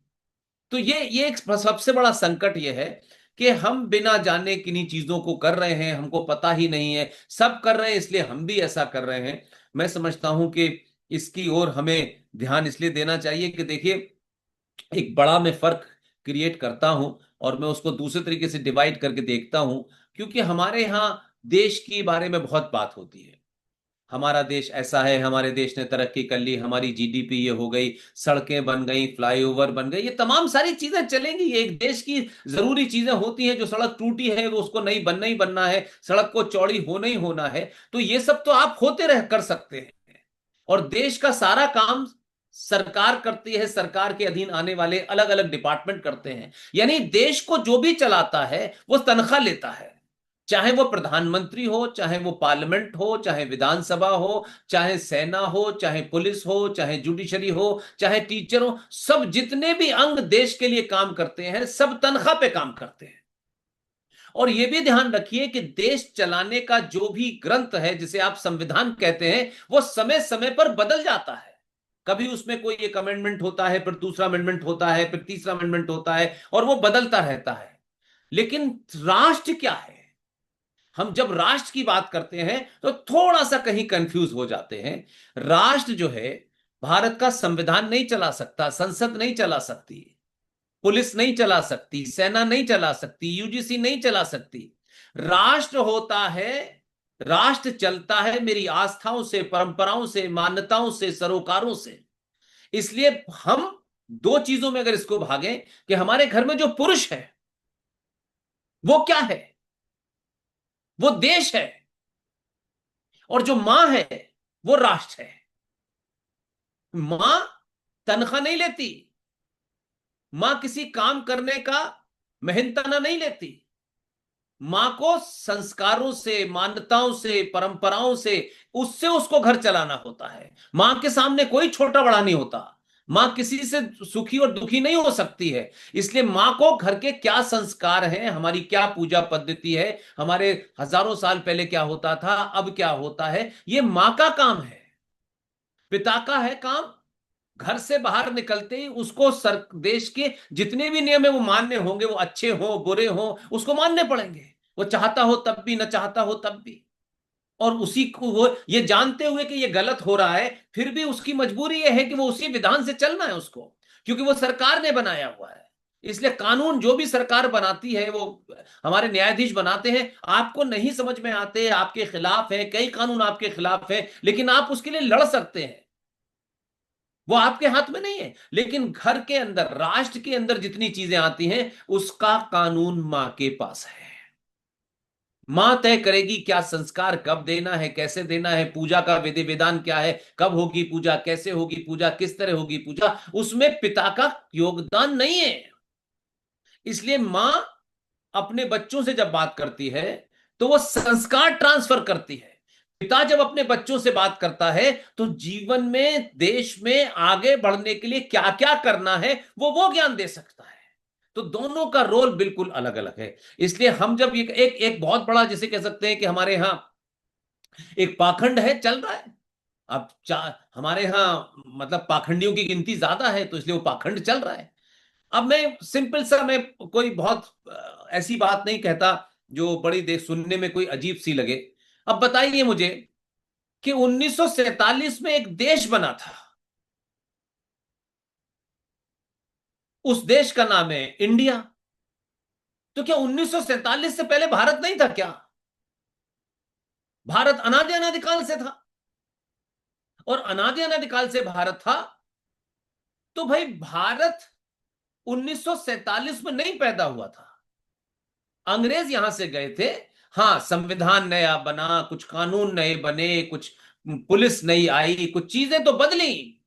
लेकिन जब हम ये कहते हैं कि महात्मा गांधी राष्ट्रपिता हैं, तो ये समझ नहीं आता कि राष्ट्र का पिता कोई कैसे हो सकता है भाई। और राष्ट्र 1947 में नहीं पैदा हुआ था। और एक तरफ हम कहते हैं भारत माँ है, तो भारत माँ का बेटा पैदा होगा कि भारत माता का भी बाप पैदा हो जाएगा कोई? तो ये कंट्राडिक्शंस है हमारे यहां, ये लोग बताते नहीं है भाई। भारत मां का कंसेप्ट है तो फिर पिता नहीं हो सकता। अगर भारत राष्ट्र का कोई पिता है तो वेद व्यास हो सकता है, आचार्य चाणक्य हो सकते हैं, भगवान राम हो सकते हैं। लेकिन एक झूठ चल रहा है कि राष्ट्रपिता राष्ट्रपिता राष्ट्रपिता कोई भी नहीं हो सकता, मैं भी नहीं हो सकता। मैंने ये नहीं, हाँ वो देश का, हमारे देश का कौन आदमी जो है वो बड़ा कहलाना, कह दीजिए आप उसको। अब लेकिन ये इस किस्म की चीजें चलती हैं, तो फिर ये होता है कि भाई लोग भी उसी तरह सोचने लगते हैं। तो भारत का संविधान के बारे में चर्चा होती है, राजनीतिक लोग तमाम बातें करते हैं, लेकिन कुछ बातें ऐसी होती हैं, मैं समझता हूं माओ को भी घरों में करना चाहिए, बेटियों से बातचीत करनी चाहिए। क्योंकि हम सब लोग राजनीति को टेलीविजन से समझते हैं, अखबारों से समझते हैं। इस कारण से बहुत बहुत ऐसी चीजें हो गई हैं कि मैंने जैसे कहा कि मैं इस विस्तार से आपको वो पॉइंट 8 बता सकता हूं कि किन कारणों से संसद में हमारे लोग चुप बैठे रहे, या तमाम सारे लोग चुप बैठे रहे। मैं किसी पार्टी विशेष की बात नहीं कर रहा। उनको बोलना चाहिए था कि भाई इस देश के जो मूल निवासी हैं वो सनातनी हिंदू हैं, और पिछले 70 सालों में आपने इतने सारे अमेंडमेंट ला करके देश के सनातनी हिंदू को 8वें दर्जे का नागरिक बना दिया, फिर आप कहते हैं सब बराबर हैं। तो ये सब बराबर नहीं है। ये सुनने में, कहने में अच्छा लगता है, लेकिन ऐसा नहीं है। फिर एक और झूठ है इसमें। 1947 में 26 नवंबर 1950 को जब संविधान बन गया, और संविधान जैसा भी बना उस पर बहुत सारी मेरी डिबेट हो सकती है, बहुत सारे मेरे उस पर ऑब्जेक्शंस हैं जो गलत तरीके से जिनको नरेट किया गया है। तो जब संविधान बनना था तब संविधान सेकुलर नहीं था। अंबेडकर ने, अयंगर जी ने, नेहरू जी ने, सबने, पटेल ने, सबने एक एक एक एक लाइन से नकार दिया कि भारत सेकुलर नहीं हो सकता। तो भाई अगर संविधान के इतने बड़े लोगों ने जब नकार दिया था, तो मात्र 24 साल के बाद रात के अंधेरे में 1976 में एक पार्टी को लगा कि देश के संविधान को हम सेकुलर कर दें, और रातों रात बिना किसी मीटिंग के, बिना किसी संसद में पास किए हुए भारत का संविधान सेकुलर हो गया। मेरा विवाद यहां भी नहीं है, मेरा इससे आगे का पॉइंट है। अगर झूठे तौर पे जल्दबाजी में किसी भी तरीके से संविधान सेकुलर हो भी गया, मान भी लीजिए थोड़ी देर के लिए सेकुलर हो गया, तो सेकुलरिज्म की परिभाषा यह बताई गई है कि इस समाज में हर आदमी के राइट बराबर है, उसकी ड्यूटी बराबर है। इस समाज में जिसकी 2 की गिनती है उसकी, और जिसकी 200 करोड़ गिनती है, कोई डिस्क्रिमिनेशन नहीं हो सकता। हमने ये बात मान ली, ये भी बात हमने मान ली। लेकिन मेरा प्रश्न यह है कि जब भारत राष्ट्र का कोई पंथ नहीं है, भारत हिंदू राष्ट्र नहीं है, तो फिर मैं ये समझ नहीं पा रहा कि 1976 में जब सेकुलर कर दिया गया, तो मैं ये अभी तक मेरे दिमाग से नहीं समझ में आ रहा कि जब भारत का अपना कोई पंथ नहीं है, तो फिर ये सन 1976 के बाद से जब सब बराबर है, चाहे वो एक हो चाहे वो 1 करोड़ हो, फिर ये माइनॉरिटी कमीशन क्यों बना, फिर मुस्लिम पर्सनल लॉ बोर्ड क्यों बना, फिर ये वक्फ बोर्ड क्यों बना, फिर मुस्लिम एजुकेशन बोर्ड क्यों बना, तो ये तमाम सारी दुकानें क्यों चली? अगर किसी राष्ट्र का या किसी देश का, जैसे क्रिश्चियन स्टेट है, जैसे बहुत सारी स्टेट है वो क्रिश्चियन स्टेट है, तो जब वो क्रिश्चियन स्टेट हो गई तो इसका मतलब यह है कि उस देश में जो लोग क्रिश्चियनिटी को नहीं मानते उनको अलग से हमें कुछ देना होगा, क्योंकि उनकी आस्था अलग है। जब भारत में सब बराबर हैं, 42,000 पारसी हैं, 1.6% इस देश के अंदर सिख हैं, 92 लाख जैन हैं, तो मेरा मानना यह है कि भाई ये कौन सा डिवीजन आपने किया कि 42,000 पारसियों ने पिछले 70 सालों में कभी ये सवाल नहीं उठाया कि उन्हें डर लगता है इस देश के अंदर, वो इस देश में उनको मार दिया जाएगा, लोग उनको खत्म करने की बात करते हैं। आज तक दुनिया में मैंने नहीं सुना कि भारत में किसी पारसी ने ये बात उठाई हो, किसी सिख ने, किसी बौद्ध ने। लेकिन एक अजीब कहानी है कि बिना किसी डिबेट के, बिना किसी मापदंड के, इस देश में 19 से 22 करोड़ लोग जो हैं वो भी माइनॉरिटी है, और वो कहते हैं हमें डर लगता है। अब वो दुनिया को डरा रहे हैं, भारत में डरा रहे हैं, लेकिन कहते हैं हमें डर लगता है। तो पारसियों को डर नहीं लगा, सिखों को नहीं लगा, बौद्धों को नहीं लगा, जैनियों को नहीं लगा, लेकिन इन्हीं को डर लगता है। तो संवैधानिक दृष्टि से जब हम बातचीत करेंगे तो उससे एक तो नई जनरेशन से हम कनेक्ट हो पाएंगे। अदरवाइज वो ये समझता है कि शायद कुछ लोग हैं वो इसके खिलाफ है या उसके खिलाफ है। हम किसी के खिलाफ नहीं है, लेकिन भाई ये कैसे मुमकिन है कि हम ही आपको सब कुछ दें, और हम ही इस देश के अंदर, आप माइनॉरिटी हैं, 19-20 करोड़ हैं, और आपको डर लगता है। और हमारी बेटी निकिता कभी सूटकेस में मिलती है, कभी अंकिता हमें फ्रिज में मिलती है, कभी केरल होता है, कभी बंगाल होता है, कभी दिल्ली में 58 लोग मार दिए जाते हैं, कभी इस देश में कश्यप ऋषि की धरती पर रहने वाले कश्मीरी 2,500 से लेकर 7,000 कश्मीरी हिंदू पंडितों का जिस तरीके से पहलगांव में हुआ, बिल्कुल उसी अंदाज में 1989 में कश्मीर में हर कश्मीरी हिंदू पंडित के घर को चिन्हित किया गया और उनके पड़ोसियों ने मारा। आज हम जिस पहलगांव की बात करते हैं तो उसमें तो मान सकते हैं कि कुछ लोग बाहर से भी आए थे, लेकिन जब वो बाहर से आए थे तो बाहर से यहां तक आते हुए किन लोगों ने उनकी मदद की थी? तो कश्मीरी हिंदू पंडित के तो पड़ोसी ने उसको मारा जो 50 साल से उनके साथ रहने वाला था। और उसने मारा तो वो कहता है कि भाई हम सदियों से साथ रहे, लेकिन हम कुरान के बारे में नहीं जानते। कुरान के अंदर जैसे हमारे यहां दोहे होते हैं, ऐसी कुरान में आयतें होती हैं। उस कुरान की आयत में लिखा है, सूरा नंबर 9 आयत नंबर 5, ये कहती है कि जो तुम्हारे अल्लाह और अल्लाह के रसूल पर विश्वास न लाए उसका कत्ल जस्टिफाई है। तो जब वो कत्ल करते हैं तो वो अल्लाह के किसी फरमान को पूरा करते हैं, वो अपने अल्लाह के हुक्म को पूरा करते हैं। लेकिन हमारी परंपरा में ऐसा कोई रूल ही नहीं है। अब हमारी परंपरा अच्छी है, हम अच्छे बने हुए, उसकी परंपरा यह है, इसलिए निकिता कभी फ्रिज में मिलती है, कभी कोई सूटकेस में मिलती है, कभी इस चौराहे मारा जाता है, कभी उस चौराहे मारा जाता है, कभी राजस्थान के अंदर वो टेलर की गर्दन का। तो ये जो वो कर रहे हैं, हम ये उम्मीद करते हैं कि हम अच्छे हैं तो आप भी अच्छे हो जाओ। वो हमारी तरह नहीं बदलते, वो जहां खड़े हैं वहीं खड़े हुए हैं। जिस दिन सनातनी अपनी आस्थाओं परंपराओं को मजबूती से लेके खड़ा हो जाएगा, कोई बाल बांका इस देश में आपका नहीं कर सकता। पाकिस्तान तो बहुत छोटी सी चीज है, वो तो हमारे यहां के पिछले 50 साल में जो राज किया जिन मूर्खों ने, उसके कारण लोगों को लगता है वो बहुत बड़ा है। कुछ भी नहीं है उनके पास, बहुत पास से मैंने उनको देखा है। तो सवाल सबसे बड़ा यह है कि जब हम इस किस्म की डिबेट में जाएं तो एक तो पूरी तरह से तैयार हो, और फिर बिना जिस शब्द को ना जाने, जिस काम को ना जाने, जिस बैकग्राउंड को ना, बोलना क्यों बोलना है। आप देखें ना, देश में 300-400 टीवी चलते हैं, हर टीवी के ऊपर दुनिया जमाने की बहस हो रही है। जो नहीं जानता वो भी अपना बहस किए जा रहा है, साधु आते हैं वो भी बहस किए चले जा रहे हैं। मुझे समझ ही नहीं आता कि भाई अगर आप शंकराचार्य हैं, आप पंडित मंदिर के पुजारी हैं, तो आप मंदिर के पुजारी वाला काम करिए, पूरी तन्मयता से करिए। फिर आप रोज राजनीति में ज्ञान मत दीजिए। अब एक महेश्वरी हमारी बड़े पारिवारिक मित्र थी, और वो राजस्थान की रहने वाली थी। और मैं ये बात इसलिए कह सकता हूं कि वो मेंबर ऑफ पार्लियामेंट भी रही। सरला माहेश्वरी शायद उनका नाम था, राजस्थान की रहने वाली थी। तो उन्होंने मुझे बुलाया अपने इलाके में, तो मैं सभा करने गया, और बहुत लोग थे उसमें, बहुत भीड़ थी, लोग हॉल के बाहर भी बैठे रहे। और बाद में मुझे पता चला, काफी महीनों के बाद में, उनका देहांत हो गया बेचारी का। अब उनकी बेटी जो थी वो वहां विधानसभा में है। तो हमारे पास लोग हैं अपनी बात को जानने के लिए। हम लोकसभा नहीं गए, हम राज्यसभा नहीं गए, या हम किसी विधानसभा के नहीं है, तो क्या विधानसभा के अंदर कुछ बातें ऐसी हो सकती है जो पता कर सकते हैं आप? तो क्योंकि इसमें राजस्थान का जिक्र है, इसलिए मैंने कहा कि राजस्थान में एक मंदिर है जिसका नाम है नाथ द्वारा। अब वो मंदिर का आप सोच सकते हैं कि ठीक है, वो मंदिर तो बहुत सारे हैं, मंदिर तो वैष्णो देवी भी है, देवस्थानम बोर्ड तमिलनाडु में भी है। लेकिन मैं ये क्यों बता रहा हूं? मैं इसलिए बता रहा हूं कि हमारे देश में सरकारों ने हमारे अ, आस्थाओं को, हमारी परंपराओं को, और हमारे तथाकथित जो लोग उस वक्त संसद में थे, उन्होंने किस तरीके से हमको मूर्ख बनाया। और शायद हम हर बात के लिए जो सरकार की तरफ देखते हैं, उसका एक कारण यह है कि समाज में जो नेता हम चुनते हैं वो कैसे होते हैं, और वो वहां जाके क्या करते हैं। इसलिए मुझे उससे मैं कोई इंटरेस्ट नहीं है। मेरा सिर्फ एक ही इंटरेस्ट है कि जो आपका वोट लेकर के जाता है, वो आपको सच बात क्यों नहीं बताता, वो आप ही को झूठ क्यों बताता है।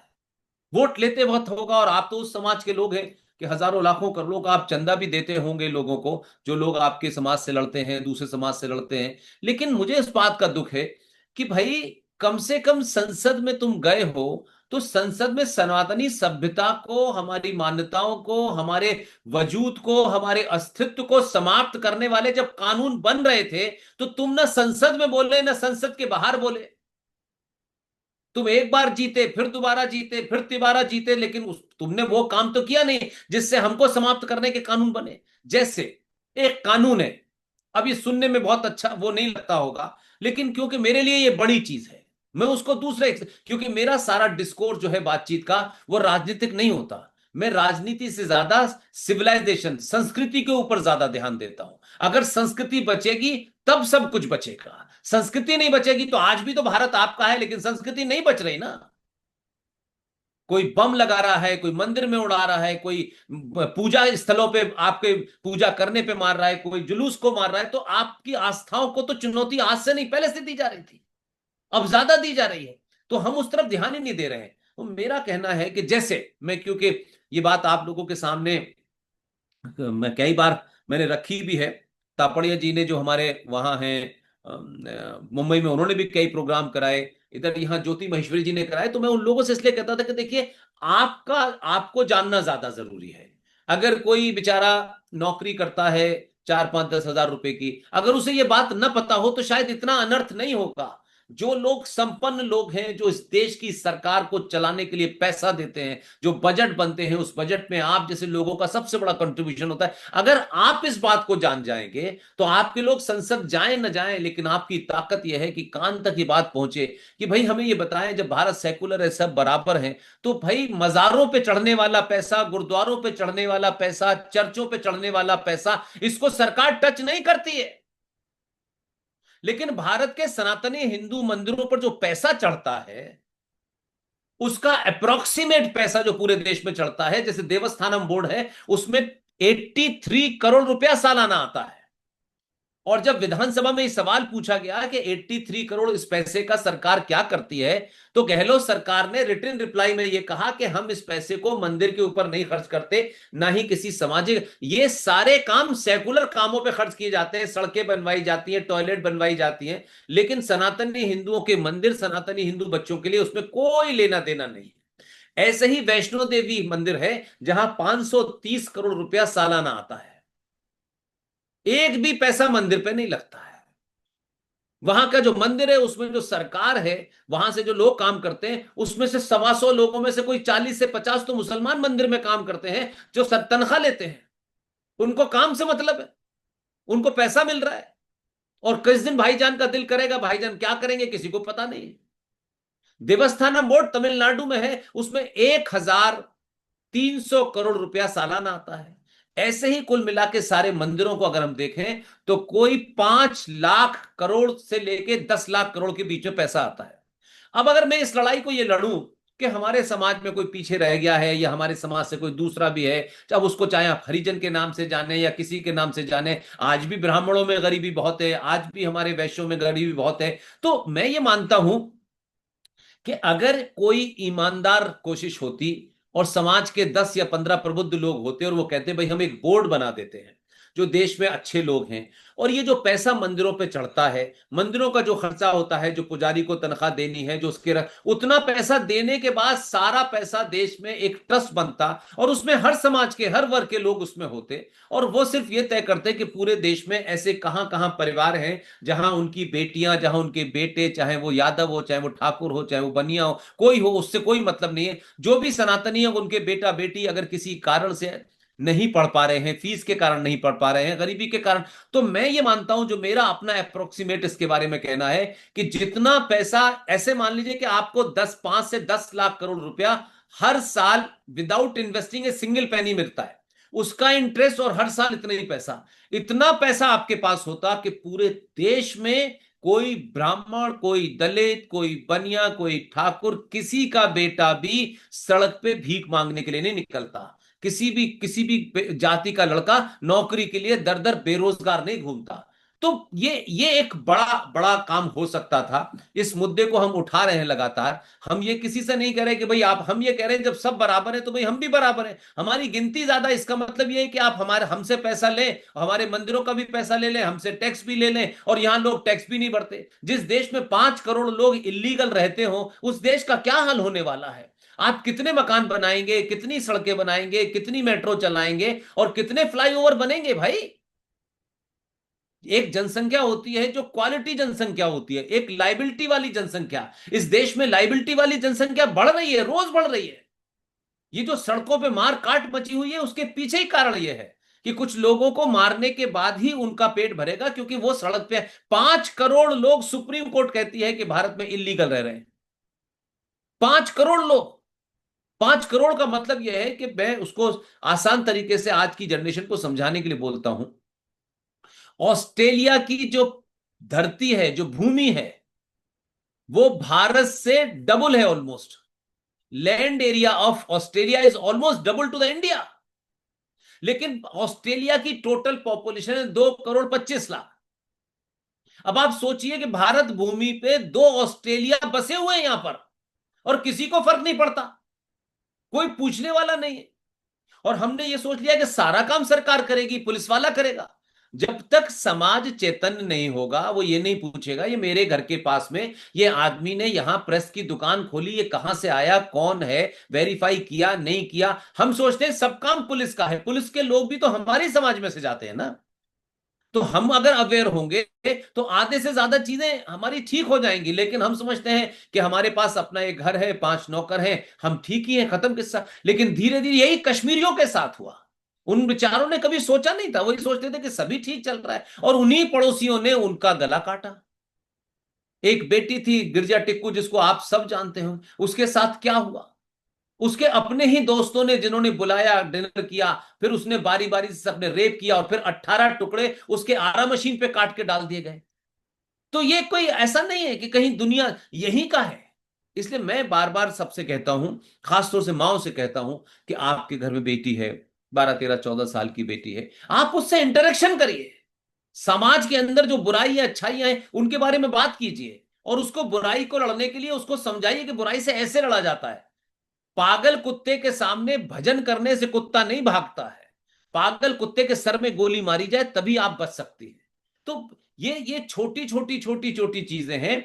और आज भारत के जो राज्य हैं उसमें 9 राज्यों में हम कहीं भी नहीं हैं, और बाकी राज्यों में कहीं 35 हैं, कहीं 45 हैं, कहीं 42 हैं। और उतनी बुरी स्थिति हो गई है कि ये देश धीरे धीरे सिविल वॉर की तरफ बढ़ रहा है, और लोग समझ नहीं पा रहे हैं। इसलिए कहीं छुटपुट छुटपुट, कभी यहां हो गया, कभी यहां हो गया, कभी वहां मार दिया, कभी यहां मार दिया, कभी हत्या ओखला में हो गई, कभी जयपुर में हो गई, कभी जोधपुर में हो गई, कभी बनारस में हो गई, कभी बंगाल में हो गई। ये बंगाल क्या है? बंगाल में सरकार आपकी, पुलिस आपकी, संविधान आपका, लेकिन नहीं बचा पा रहा ना। वो बेचारे लोग हैं, वो समझते हैं कि भद्र लोग हैं, बस ठीक है। लेकिन जिन लोगों ने बांग्लादेश की मार खाई उसके बाद आज उनकी समझ में नहीं आ रहा। आज महाराष्ट्र की स्थिति क्या है, आज उत्तर प्रदेश की स्थिति है। भाई योगी आएंगे या मोदी जी आएंगे, इनको मजबूत जब तक तो रख सकते हैं जब तक ये हैं, लेकिन कितने हमने नए मोदी पैदा करने की कोशिश की, कितने हमने नए योगी पैदा करने की कोशिश की। समाज में से ही लोग आएंगे, फिर ये जानने के बाद कौन आएगा हमको पता नहीं है, लेकिन ये कब तक रहेंगे, इनके भरोसे तो नहीं चलेगा समाज। इस बीच में समाज को अपने को मजबूत करना चाहिए था। ये जो बेकार की हमने लाइनें बिठा रखी, नहीं नहीं इस जाति में नहीं, उस जाति में, उस जाति में। जाति हमारे समाज के अंदर काम को लेकर के बटी थी कि भाई ये प्रोफेसर साहब कहलाएंगे क्योंकि ये शिक्षा देते हैं, ये शिक्षा के बारे में ज्यादा जानते हैं, इसलिए इनको हम ब्राह्मण कहेंगे। ये युद्ध करेंगे, ये लड़ाई करेंगे, ये अपने देश को बचाएंगे, इनके अंदर कौशल है, इनको हम ठाकुर कहते हैं, राजपूत कहते हैं। ये बिजनेस करने वाले लोग हैं, ये व्यापार करेंगे, ये बनिए हैं, वो आज की डेट में महेश्वरी हो सकते हैं, आज की में तापड़िया हो सकते हैं, आपके तो कुछ भी हो सकते हैं। ये काम से तय था। कोई जरूरी नहीं है कि जो आदमी ब्राह्मण मां के पेट से पैदा हुआ है वो ब्राह्मण ही हो। वो जब तक कार्य नहीं करता, वो कर्तव्य नहीं वैसा करता, तब तक उसका कोई मतलब नहीं है। इसलिए जातियों को हमने बांटा, और अब उसके धीरे धीरे धीरे धीरे जाति के अंदर भी जाति, जाति के अंदर भी जाति। इसलिए हम ये कभी चिंता नहीं करते कि हम अपनी बेटी की शादी जब करें, हम अपने बेटे की शादी जब करें, खासतौर से बेटियों को लेकर के मैं ज्यादा कंसर्न हूं। वो ये नहीं हम कभी सोचते कि हम जब बेटी की शादी करते हैं तो हम क्या देखते हैं। मैं ये सेंटेंस होता, अरे बेटी हमारी वहां राज करेगी। अरे आपने बेटी की शादी राज करने के लिए नहीं भेजा है। आपने अपनी बेटी को जब वर चुने तो कम से कम कभी ये तो भी तो देखें कि जिस पुरुष से आप उसकी शादी करने जा रही हैं, जिस बेटे से आप उसकी शादी करने जा रही हैं, क्या उस बेटे में अपनी इस पत्नी को इसका सम्मान बचाने की शक्ति है कि नहीं है। ये सड़क पे जाएगा, महंगी गाड़ी से उतरेगा, दो गुंडे आएंगे, दो पागल जिहादी आएंगे, कोई उस बेटी का हाथ पकड़ेगा, तो क्या इसका पति इतना पुरुषार्थी हो कि जो उसका हाथ पकड़े उसका हाथ काट के उसके हाथ में दे दे। ये तो हम सोचा नहीं हमने। हम बड़ी गाड़ी खड़ी करके चले गए, उसमें आकर के एक ले उठा के चला गया, आप पे पुरुषार्थ ही नहीं है लड़ने का। तो ये समाज जो है इस समय नॉर्मल नहीं है। Indian state is a very abnormal state है आज की डेट के अंदर। आप कब कहां क्या होगा आपको पता ही नहीं है। कोई रेलवे में टिकट लेके नहीं बैठती महिला, उससे एक बेचारा टीटी कहता है कि भाई आप टिकट ले लीजिए, वो चिल्लाने लगती है, फिर वो मुसलमान हो जाती है, फिर उसे घेर लिया जाता है और टीटी चुपचाप चला जाता है। तो जब समाज में ऐसे पागल लोगों की गिनती बढ़ जाए तो ठीक ठाक कानून को मानने वाले, संस्कारों को मानने वाले लोगों की कहीं जगह बचती नहीं है। इसलिए अभी गिनती भी आपकी थोड़ी सी ज्यादा है, समय भी आपके पास है। इसलिए इस समय को इसमें नष्ट मत कीजिए। आलू क्यों बढ़ा दिए, आटे के दाम बढ़ गए हैं, मकान महंगा हो गया है, तेल महंगा हो गया है, घी महंगा हो गया है, ये व्हाट इज दिस। मेरा मेरा सबसे ज्यादा आपके ऊपर फोकस इसलिए है कि आप तय करेंगी कि आपकी बेटी को क्या बनना है। आप तय करेंगी कि घर कैसे चलेगा, किस तरह चलेगा। घर के अंदर कोई कानून बना है तो वो किन्हीं कारणों से बना है, वो किसी एक के लिए नहीं बना है। तो वो आपकी ड्यूटी है, वो आपकी जिम्मेदारी है। ये नहीं हो क्या कहते कि बेटी आई उसको पता ही नहीं है, आपको भी नहीं पता है, आपको लगता है कि साहब बस वो आ गई। बेटा जो है, यानी हमारे समाज में बेटे की गर्लफ्रेंड है तो चर्चा बहुत होती है, बहुत चर्चा होती है कि हमारे बेटे की गर्लफ्रेंड है, वो वहां जाता है, फिर वहां जाता है। लेकिन अगर बेटी का कोई दोस्त हो जाए तो पूरे घर में कोहराम मच जाता है। तो एक ही जगह बेटी भी है बेटा भी, ये डिस्क्रिमिनेशन क्यों है। तो हम उससे बात भी नहीं करते, उसके साथ कुछ शेयर नहीं करते।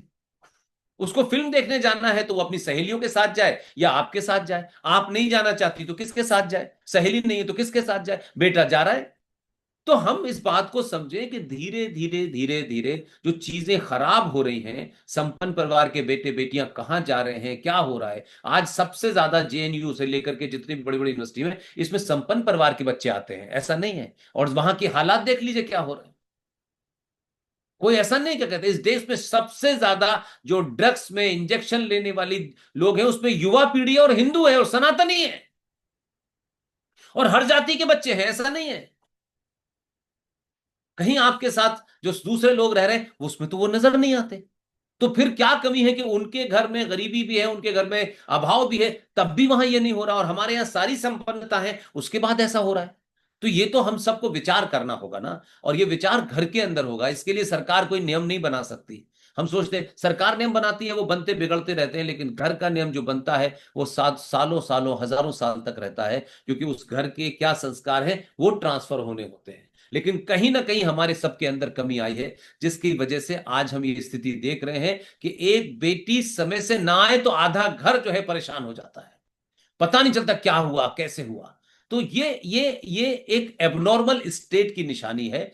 और इस एबनॉर्मल स्टेट में हम ही एकमात्र ऐसे लोग हैं कि हम पागल को पागल कहने से कतराना है। हम पागल को पागल नहीं कह रहे, हमको बीमारी है ग्रस्त और हम कह रहे नहीं सर में दर्द होगा। अरे भैया, आपके सर के अंदर ब्रेन हेमरेज आपको होने वाला है और आप सर दर्द बता रहे हो। बीमारी को बीमारी बताओ, और डॉक्टर से बीमारी छुपाओगे तो डॉक्टर कभी सही इलाज नहीं कर सकता है। हम पैसा कितना भी कमा लें, पैसा बहुत हो सकता है। मैंने आपसे कहा, कश्मीरी हिंदू पंडितों की कहानी मेरे सामने की कहानी है when I started my career. इसलिए मैं कह रहा हूं कि इतने बड़े बड़े ग्रंथ लिखने वाले, इतने बड़े बड़े लोग, आज उनको कोई नहीं पूछ रहा। और भारत स्टेट को सोचिए जरा, जिसे हम देश कहते हैं, जिसे हम सरकार कहते हैं। 84 में सिखों के खिलाफ जो नरसंहार हुआ, उन सिखों की ताकत के कारण इस देश ने कमीशन बनाया। उस कमीशन में चाहे 10 ही लोगों को जिम्मेदार ठहराया, उसमें चाहे HKL भगत हो, चाहे सज्जन कुमार हो, ये तमाम सारे लोग थे, कुछ हुआ।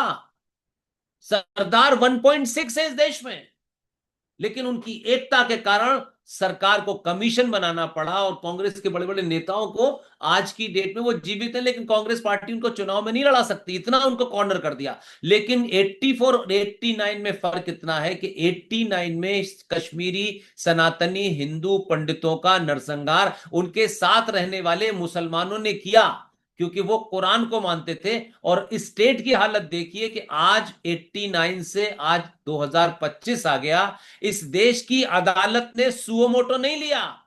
कश्मीरी पंडित सुप्रीम कोर्ट जाते हैं, कहते हैं भाई जिन लोगों के खिलाफ FIR है, जिन्होंने मर्डर किए हैं, एक आदमी जो इस देश में अपने बयान में कहता है कि मैंने एयरफोर्स के 4 ऑफिसरों को मारा है, उस मारने वाले से तो मनमोहन सिंह उसे बुला करके प्रधानमंत्री निवास में चाय पीते हैं।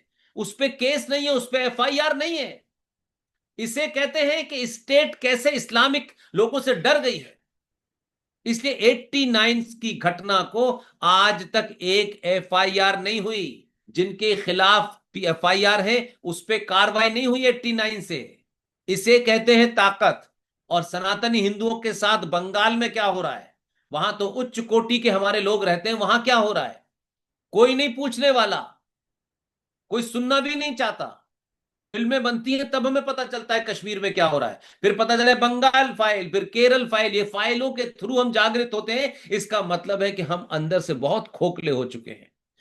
मैं और मेरा घर, मेरे 2 लोग, बस संकट के लिए, आपका घर तभी संकट में रह सकता है जब आपके आस पड़ोस के लोग आपके साथ खड़े हो। और वो नहीं खड़े होते कि ये अगला है, ये पिछड़ा है, ये मेरा नहीं है, इसका स्टैंडर्ड कम नहीं कर रखा है हमने। हम समेटते समेटते सरकारों के दबाव में संवैधानिक दृष्टि से आप 8वें नंबर पर हैं। इस देश की भूमि, मैं चिल्ला रहा हूं पिछले 15 साल से, इस देश की भूमि यानी जो लैंड एरिया है जिसपे हम और आप लोग रहते हैं, उस लैंड एरिया का सबसे बड़ा हिस्सा जो है वो रेलवे के पास है। दूसरे नंबर का लैंड एरिया आर्मी के पास है, भारतीय सेनाओं के पास है। और तीसरे नंबर का लैंड एरिया वक्फ बोर्ड के पास है। और इसमें भी हमारे हिंदू सुनते वक्त एक कंफ्यूजन करते हैं। तीसरे नंबर पर वक्फ की जमीन है और 19 करोड़ भाईजान अलग रहते हैं, वो दूसरी जमीन पर रहते हैं। तो 85 करोड़ हिंदुओं के पास कहां है? तो आपके मंदिरों का पैसा सरकार ले जाती है। इस देश में ऐसे कानून बनते हैं कि उन्होंने कह दिया कि ये वक्फ की जमीन है तो ये हो गई। ये कानून संसद में 2013 में पास हुआ सेक्शन 40 के तहत।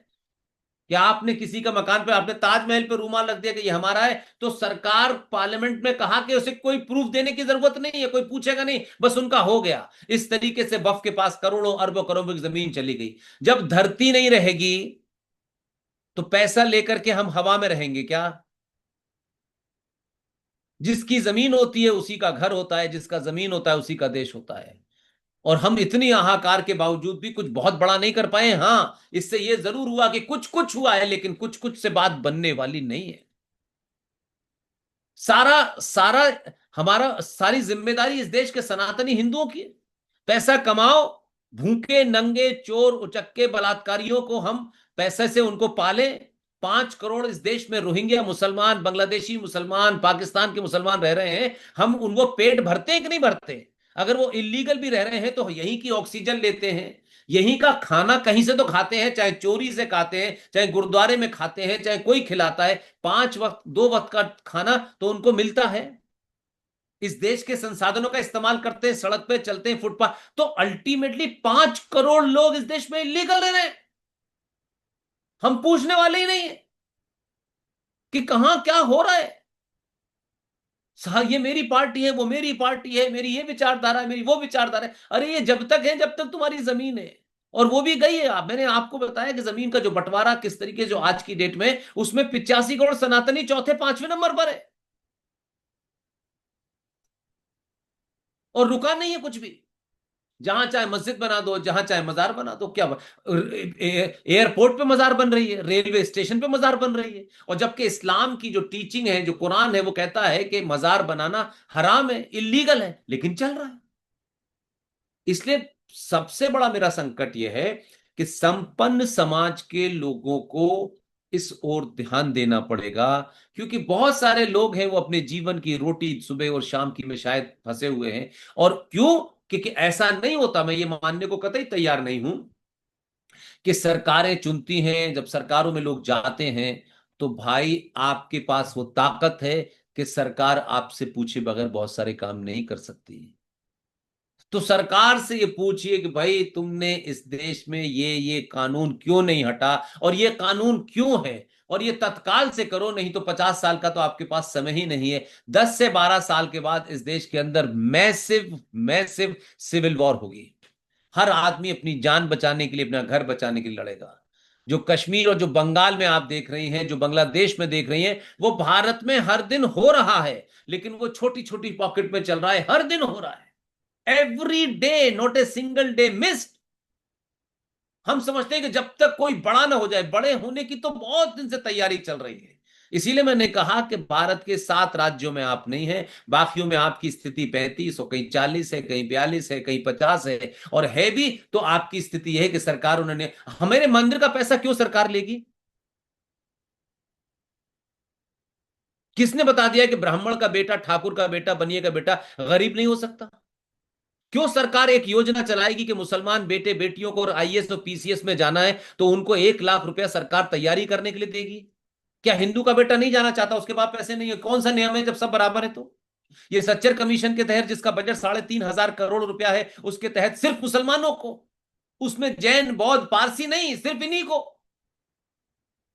तो ये जो चीजें हैं, मैंने इसलिए कहा कि अगर माएं आप जानेंगी तो घर में इन चीजों के डिस्कस करने से जो घर में हमारे यहाँ पुरुष हैं उनको भी लगेगा कि भैया ये मुद्दा तो हमारे घर के सामने खड़ा हो गया है। ये जो मकान जिसमें हम रह रहे हैं, इसे कल आके 4 लोग कहें कि भाई ये तो वक्फ की जमीन है, खत्म हो गई कहानी। और कानून इतना क्लासिक पास हुआ कि आप सोच नहीं सकती है, इस आधुनिक भारत के अंदर कानून पास हो गया कि उसने मकान में वो आपके कब्जा हो जाएगा और आपको सड़क पर निकाल के बैठा दिया जाएगा। और आपसे कहा गया कि आप हाई कोर्ट भी नहीं जा सकते, आप सुप्रीम कोर्ट भी नहीं जा सकते। उन्होंने कहा आप वहां जाएंगे, जो वक्फ बोर्ड का ट्राइब्यूनल है वहां जाके अर्जी दीजिए। कमाल है, जिसने सुबह हत्या की आप उसी से अर्जी से अपने आप न्याय मांगने गई हैं, और ये संसद में बना और कोई बोला नहीं। इस देश में हजारों सुबह से लेकर शाम तक प्रवचन देने वाले लोग हैं, 2-2 घंटे 3-3 घंटे के प्रवचन दे रहे हैं, महीनों सालों सालों से दे रहे हैं। अरे आपको यही बता देते भाई, चंदा तो वो भी लेने आते हैं आपके पास। पूछते ना भैया कि ये इसके बारे में कुछ बताओगे कि नहीं बताओगे, वो बताते नहीं और आपको पता नहीं है, इसलिए आप लोग पूछते नहीं। और अब लोग पूछ रहे हैं तो उनके पेट में दर्द हो रहा है। अरे भाई, लोगों को जब हम समाज में काम करें, और आप सोचिए कि इस देश में 1,000 से ऊपर सभाएं कर चुका, अगर मैं लोगों को उल्टी सीधी बात बताऊंगा कोई मेरी बात सुनेगा? किसी को मैं झूठ बोलूंगा, ये तो हो सकता है कि 100 बात 100 बातों में से कहीं 25 की जगह 26 मेरे मुंह से निकल गया हो, लेकिन मैं समग्रता में किसी विषय को गलत बताऊंगा तो लोग मुझे सुनेंगे। लेकिन मैं कंटिन्यूअसली एक ही बात कर रहा हूं, सच बोलो, सच बोलो। सच वो नहीं कि जो मुझे अच्छा लगता है, जो सच में सच है। लोग सच की परिभाषा भी अपने हिसाब से बना रहे हैं। इसलिए समय बहुत खतरनाक, बहुत खतरनाक। इसलिए कि बहुत सालों के बाद आपने अपनी शक्ति क्या थी, आपकी आस्थाएं क्या थी, उसकी ओर ध्यान दिया आपने। नहीं, सरकार तो मुखिया मंदिर जाते में लगता था उसको, मैं सेकुलर हूं, मैं कैसे जाऊंगा, मुखिया को लगता था। तो जो लोग इस बदलाव को पैसे रुपए से, गाड़ी से तोलते हैं, मेरा क्या हुआ है, मुझे तो कुछ नहीं मिला, नहीं नहीं नहीं, मैं इस बदलाव को मानता हूं कि पिछले 1000 साल के बाद यह बदलाव हो रहा है, और यह बदलाव बहुत लंबे कालखंड के बाद हो रहा है। हम मर्यादा पुरुषोत्तम राम चाणक्य की बात करते हैं, उसके बाद में ऐसा हो रहा है। तो अगर यह बदलाव एक डॉट बराबर भी है, जिसका जिक्र आपने किया, हमारे यहां शब्द सिंदूर घर तक मौजूद था, बस घर के अंदर ही पता था। आप पहली बार देश को पता चला, दुनिया को पता चला कि जिन महिलाओं को, जिन बेटियों को, जिन माओ को आपने उनकी पहचान कि वो सनातनी हिंदू हैं, इसलिए उस इस्लामिक आतंकवादी मुसलमान ने उनकी हत्या की। हमारे नेता बहुत सारे मैंने देखे, वो तो ये कहते हैं कि 25 पर्यटकों की हत्या हो गई। हमारी बहन बेटी की हत्या हो रही है, लेकिन हम अपनी बहन बेटी की आइडेंटिटी नहीं बता रहे। हम उसको भी ऐसे कहें 25 पर्यटक, तो पर्यटकों की हत्या ही तो, वो तो बहुत बड़ी कोई बात नहीं हुई, वो तो होती रहती है।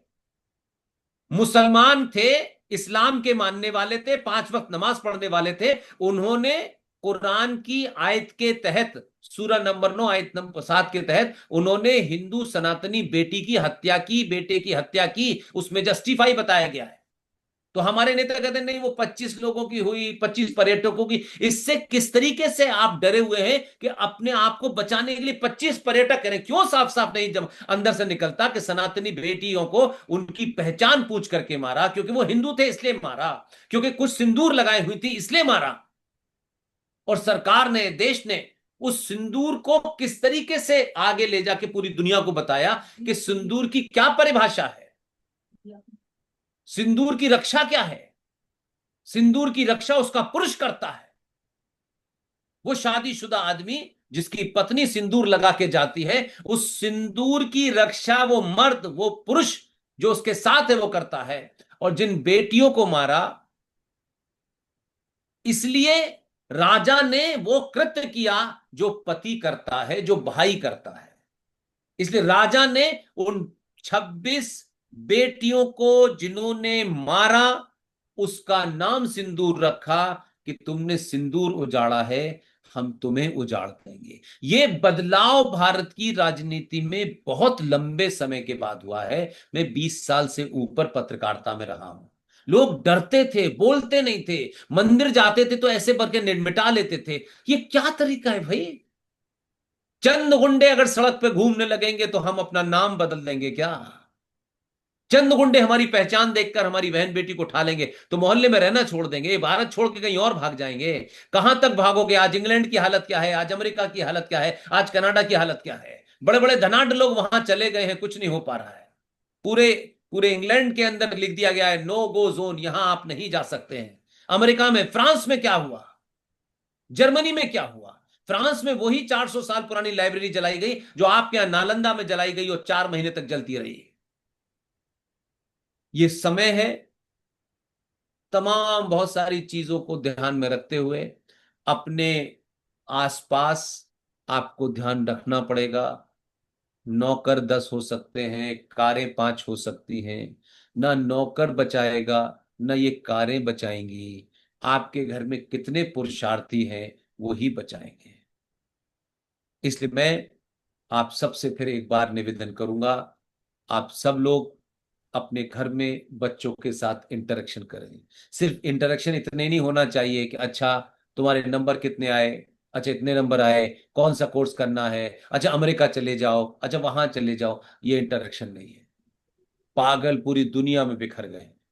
उसके अंदर भरोसा पैदा कीजिए, अपने ऊपर गर्व पैदा कीजिए। अगर मेरे पास एक पैंट है, मेरे पास एक शर्ट है, उससे क्या फर्क पड़ता है? 500 हो जाएंगी तो उससे क्या फर्क पड़ता है? ये तो बाहरी आडंबर है जिससे मुझे लोगों को इंप्रेस करना है। अगर अंदर शरीर जर्जर है तो कितना महंगा कपड़ा पहन लीजिए और कितनी महंगी गाड़ी घूम लीजिए, दुनिया हमको देखेगी कि भाई ये वो लोग हैं जो अरबपति हैं, खरबपति हैं, भगवान राम, आचार्य चाणक्य, लक्ष्मण, सीता का नाम लेते हैं, लेकिन वोट देते में 2 रुपए किलो चावल और 1 महीने की बिजली फ्री पे हिंदू वोट देता है, सनातनी वोट देता है। यहां से शुरू होती है कहानी कि दुनिया हमारे बारे में क्या सोचेगी। इंडिविजुअल कोई किसी की ताकत हो, बेचारी पावरफुल लोग ऐसे ऐसे तब कर लो, अच्छा व्यापार हो जाएगा, वो इंडिविजुअल तो हो सकता है, लेकिन एक समाज के रूप में समग्रता के तौर पे भारत को लोग कैसे देखते होंगे जब हमारे इलेक्शंस के अंदर बोलियां लगती हैं। एक पढ़ा लिखा आईआईटी से आया था, बहुत बातें कर रहा था कि साहब, उसने पंजाब में जाकर के कहा कि मैं एक माँ को एक साड़ी फ्री दूंगा। मैं तो नहीं जानता कि दुनिया में कोई माँ ऐसी होगी कि कोई 2 कौड़ी का नेता कहेगा कि वो साड़ी देगा, ऐसा तो हो नहीं सकता। लेकिन हमारी आत्मा को बेचा जा रहा है चौराहे, और हमारे यहां बिक रहे हैं लोग, ये सस्ता कर दो, वो सस्ता कर दो, आलू महंगा कर दो, प्याज महंगी हो गई तो सरकार गिर गई। हम कौन लोग हैं? हमारे साथ और लोग रह रहे हैं, वो सब ये नहीं कर रहे, लेकिन हम ही कर रहे हैं। तो मेरा दुख ये है, इसलिए मैंने आप सबके सामने बात रखी कि आपके पास अभी समय है, आपके पास ये ताकत है। इसलिए सने शने धीरे धीरे धीरे धीरे ये समाप्त हो रही है। मैं अपनी आंखों के सामने पिछले 25 साल से देख रहा हूं। मैंने वहां जहां कभी कुछ नहीं था, वहां आप हैं ही नहीं। ऐसी ऐसी जगह है जहां सरकार जा ही नहीं पाती है। आप जा नहीं सकते हैं उन इलाकों से, उन शहरों से नहीं जा सकते। आप अपने ही इस देश में हैं जो 1947 में बना। आप सबने मेरी बात को धैर्य से सुना। मैं सिर्फ इन्हीं तरीके की बात करता हूं। मुझे सिर्फ एक ही चीज से मतलब है कि सच जान जाएंगे तो जैसे मैं पिछले 20 साल से नहीं सो रहा हूं, आपको भी नींद नहीं आएगी। इसलिए मेरा सिर्फ कहना यह है, समय बहुत कम है। ये कोई नेता नहीं बताएगा, ये कोई संसद नहीं बताएगी, जो जमीन पर लोग हैं उनको अंदाजा है। मैं तो लगातार लगातार, कल फिर मैं यहां से बनारस जा रहा हूँ, परसों कल बनारस जा रहा हूँ, वहां एक बड़ी सभा करूंगा। मैं पिछले 10-15 साल से शायद ही मुझे बहुत कम समय मिलता हो घर के लिए कि मैं घर पे हूँ, लेकिन घर चलाना है, वो भी एक जिम्मेदारी है, उसको भी पूरा करता हूँ। लेकिन मैं सिर्फ आखिर में यही कहूंगा कि जो लिख सकता है वो लिखे, जो बोल सकता है वो बोले, जो चिल्ला सकता है वो चिल्लाए, और जो तीनों काम नहीं करता और कर सकता तो जो चिल्ला रहा है उसके साथ खड़ा हो जाए। बहुत बहुत धन्यवाद, थैंक यू वेरी मच। कोई मन में कोई बहुत प्रश्न सुंदर। हो मेरी बात के सिलसिले तो आप पूछ सकते हैं, अगर आपका कार्यक्रम इजाजत देता हो तो। जी जी जी, आपके पास समय है?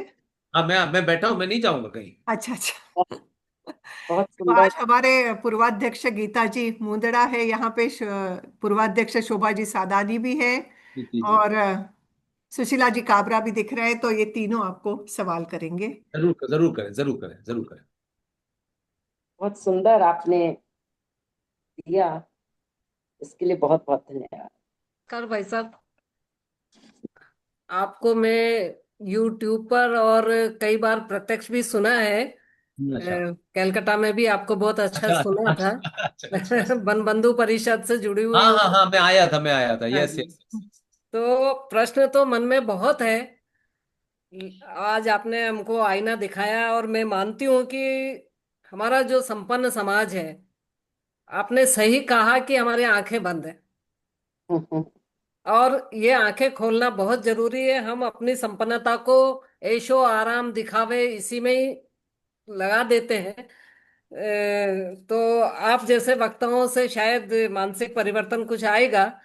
मेरे सिर्फ दो प्रश्न हैं, संक्षेप में आप बता दीजिएगा जी। कि देव भक्ति को देशभक्ति में बदलने के लिए हमारे मंदिरों का रोल क्या होना चाहिए। ये तो मंदिर हमारी ताकत का केंद्र हो सकता है, क्योंकि हमारी आस्था का केंद्र है, वो कैसे हो सकता है। और दूसरा प्रश्न ये है, जैसा आपने बताया कि मंदिरों पे टैक्स लगता है, वो और वो होता है, तो जो सनातनी ट्रस्ट की बात चल रही है वो तो बहुत अच्छी बात है। लेकिन एक जो मैं आस्था ही कह सकती हूँ, चाहे वो अच्छी हो या गलत है, हम मंदिरों में बहुत पैसा चढ़ाने की हमारे सबकी आदत है।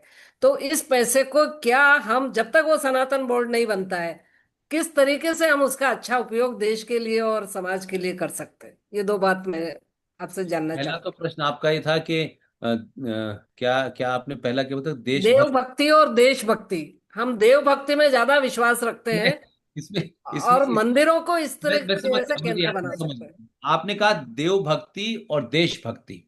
हाँ जी। देशभक्त नाम की कोई चीज ही नहीं होती। हाँ, राष्ट्रभक्ति बोल दीजिए। हाँ, राष्ट्रभक्ति बोलते मैंने कहा ना कि देश वो की, देव से देश का। वो ठीक है, वो ठीक है, लेकिन टेक्निकली हाँ जो जी। जो जो है ना, हाँ, मन देखिए, राष्ट्रभक्त देशभक्ति क्या होती है? जो राष्ट्रभक्ति। आदमी अपना टैक्स समय पे दे रहा है, टैक्स दे रहा है, सड़क पर रेड लाइट आएगी उसे रुकना ही पड़ेगा, वो अच्छा हो, हिंदू हो, मुसलमान हो, कोई भी। जी। तो देश के सारे नियमों को मानते हैं, क्योंकि अगर नहीं मानेंगे तो जेल होगी, फाइन लगेगा। राष्ट्र जो है वो राष्ट्रभक्ति। अलग चीज है। तो जी। मैं जो आपसे कहना चाहता हूं, दो चीजें हुई हैं। एक तो आपने प्रश्न किया कि ये कोई सनातन बोर्ड बनेगा। मैं पब्लिकली कहूंगा तो लोग, अभी बहुत सारे लोग नाराज हो जाएंगे। ये बोर्ड बनेगा, बोर्ड में कौन होगा, कब बनेगा, उसका मुझे पता नहीं।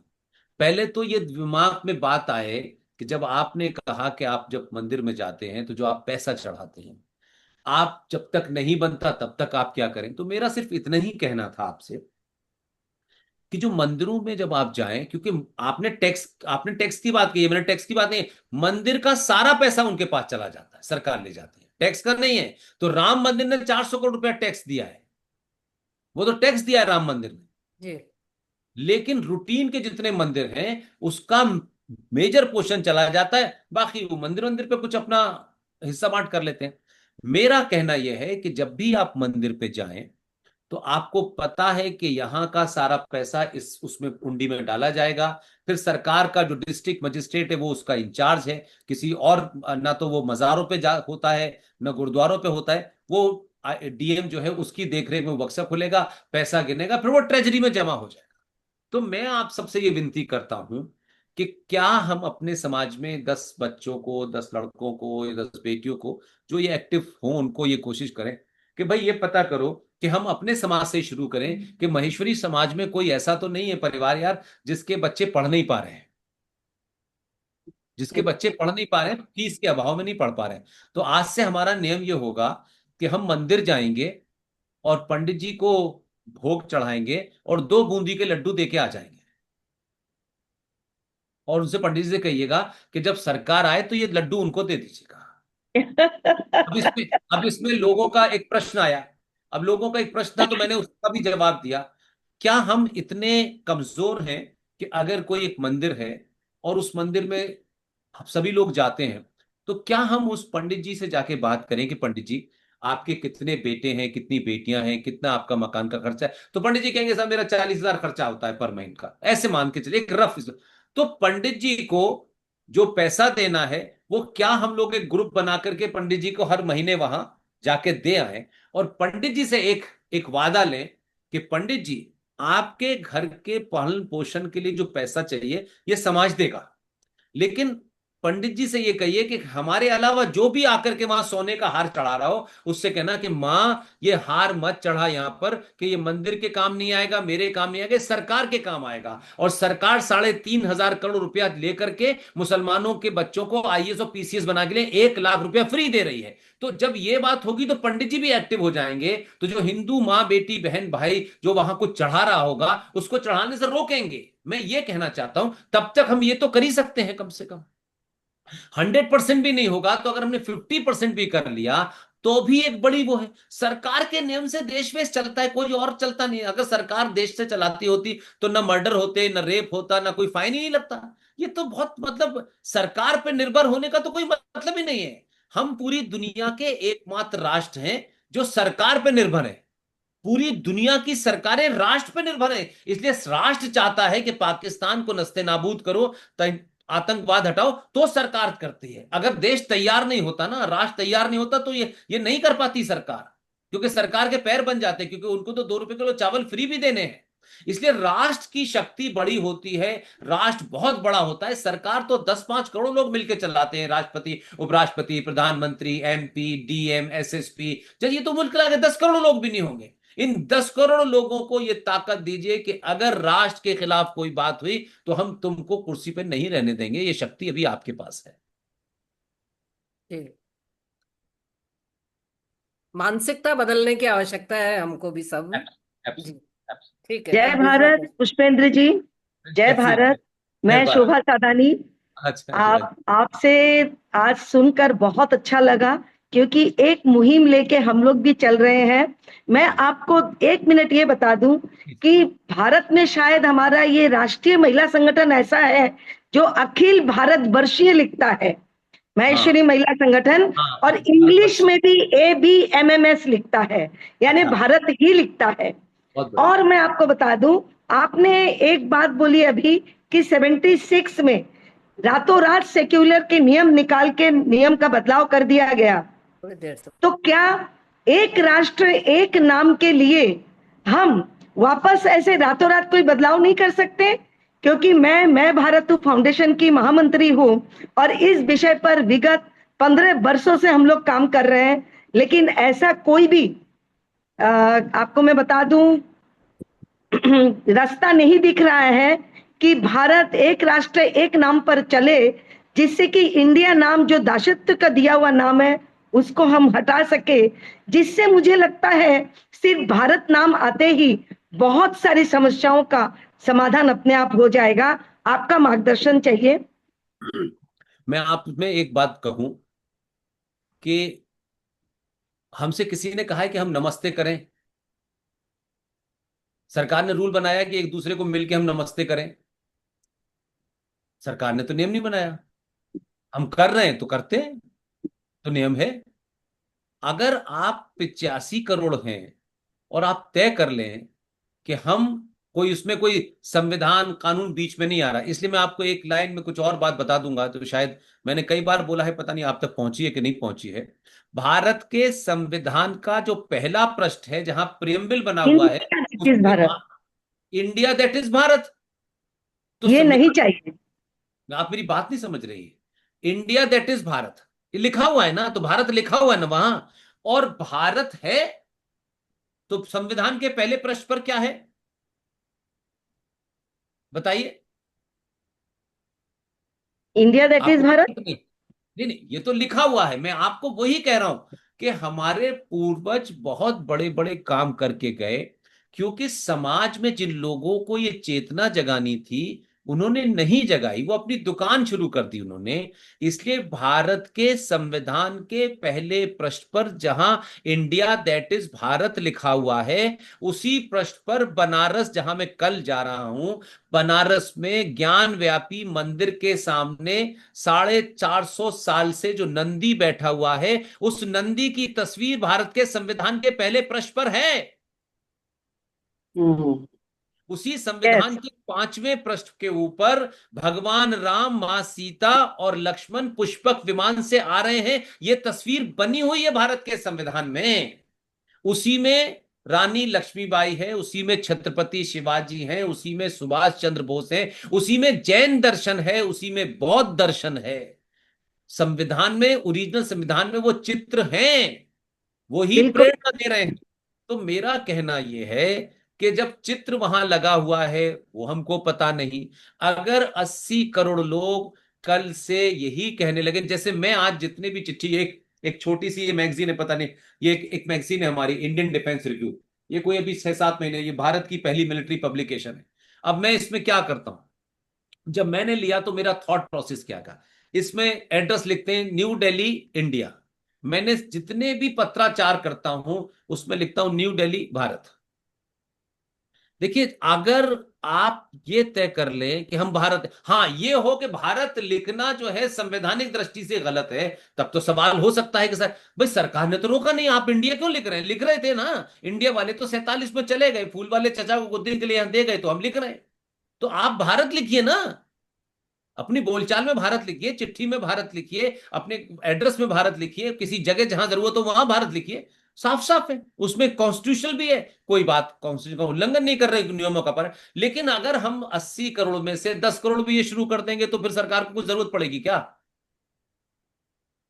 भारत माता की जय कहता है ना, भारत का प्रधानमंत्री संवैधानिक पद पे खड़े हो गए, इंडिया माता की जय तो नहीं कहता। तो जब भारत हम्म। माता की जय प्रधानमंत्री सुबह शाम कह रहा है, संविधान में भारत लिखा हुआ है, संविधान में भारत की आस्थाओं का सबसे बड़ा प्रतीक हमारा वहां नंदी बना हुआ है, तो हम लिखे नहीं रहे हैं, सरकार इंडिया की जगह भारत लिखेगी तभी हम लिखेंगे। अरे आप लिखो, जिस दिन आप लिखोगे उस दिन सरकार लिखने लगेगी। उल्टा चलिए, नीचे से ऊपर जाइए, सरकार हवा में हम है, जमीन पर है। हम यही प्रयास कर रहे हैं कि जन जन तक ये बात पहुंचाया जाए कि इंडिया शब्द को हटा के आप भारत का ही प्रयोग करें। लेकिन नहीं। बहुत जगह ऐसी चीजें हैं, जैसे मैं आपको एक बकाया बताना चाहूंगी कि लास्ट 12 साल पहले जब मैं अमेरिका गई तो मेरे को पासपोर्ट ऑफिस में ही पूछा गया, हु आर यू, इंडियन? तो मैंने कहा आई एम भारतीयन। तो बोले ये शब्द तो नहीं चलेगा। तो कहीं कहीं तो ये प्रॉब्लम आती है। यदि 86 में रातों रात सेक्युलर उन लोग बदल सकते हैं तो हमारी सरकार क्यों नहीं भारत दैट इज इंडिया कर सकती है। आपकी बात से सहमत हूं, बट मैं ये कह रहा हूं कि सरकारों के पास अपनी प्रायोरिटीज होती है। माना मैंने ये कहा कि क्या इस देश में हमने कभी सोचा था कि सेकुलरिज्म के देश में सेकुलर प्रधानमंत्री राम मंदिर में माथे पे तिलक लगा के दंडवत लेटेगा? क्या ये प्रधानमंत्री ने कहा परिवर्तन कि के लिए संविधान ही को? आशा कर रहे हैं। मैं क्या सब, मोदी ने पूछा कि भैया कहाँ लिखा हुआ है इसमें तिलक लगाना है या नहीं लगाना? दो लोग नहीं लगा रहे थे, उसने लगाना शुरू कर दिया।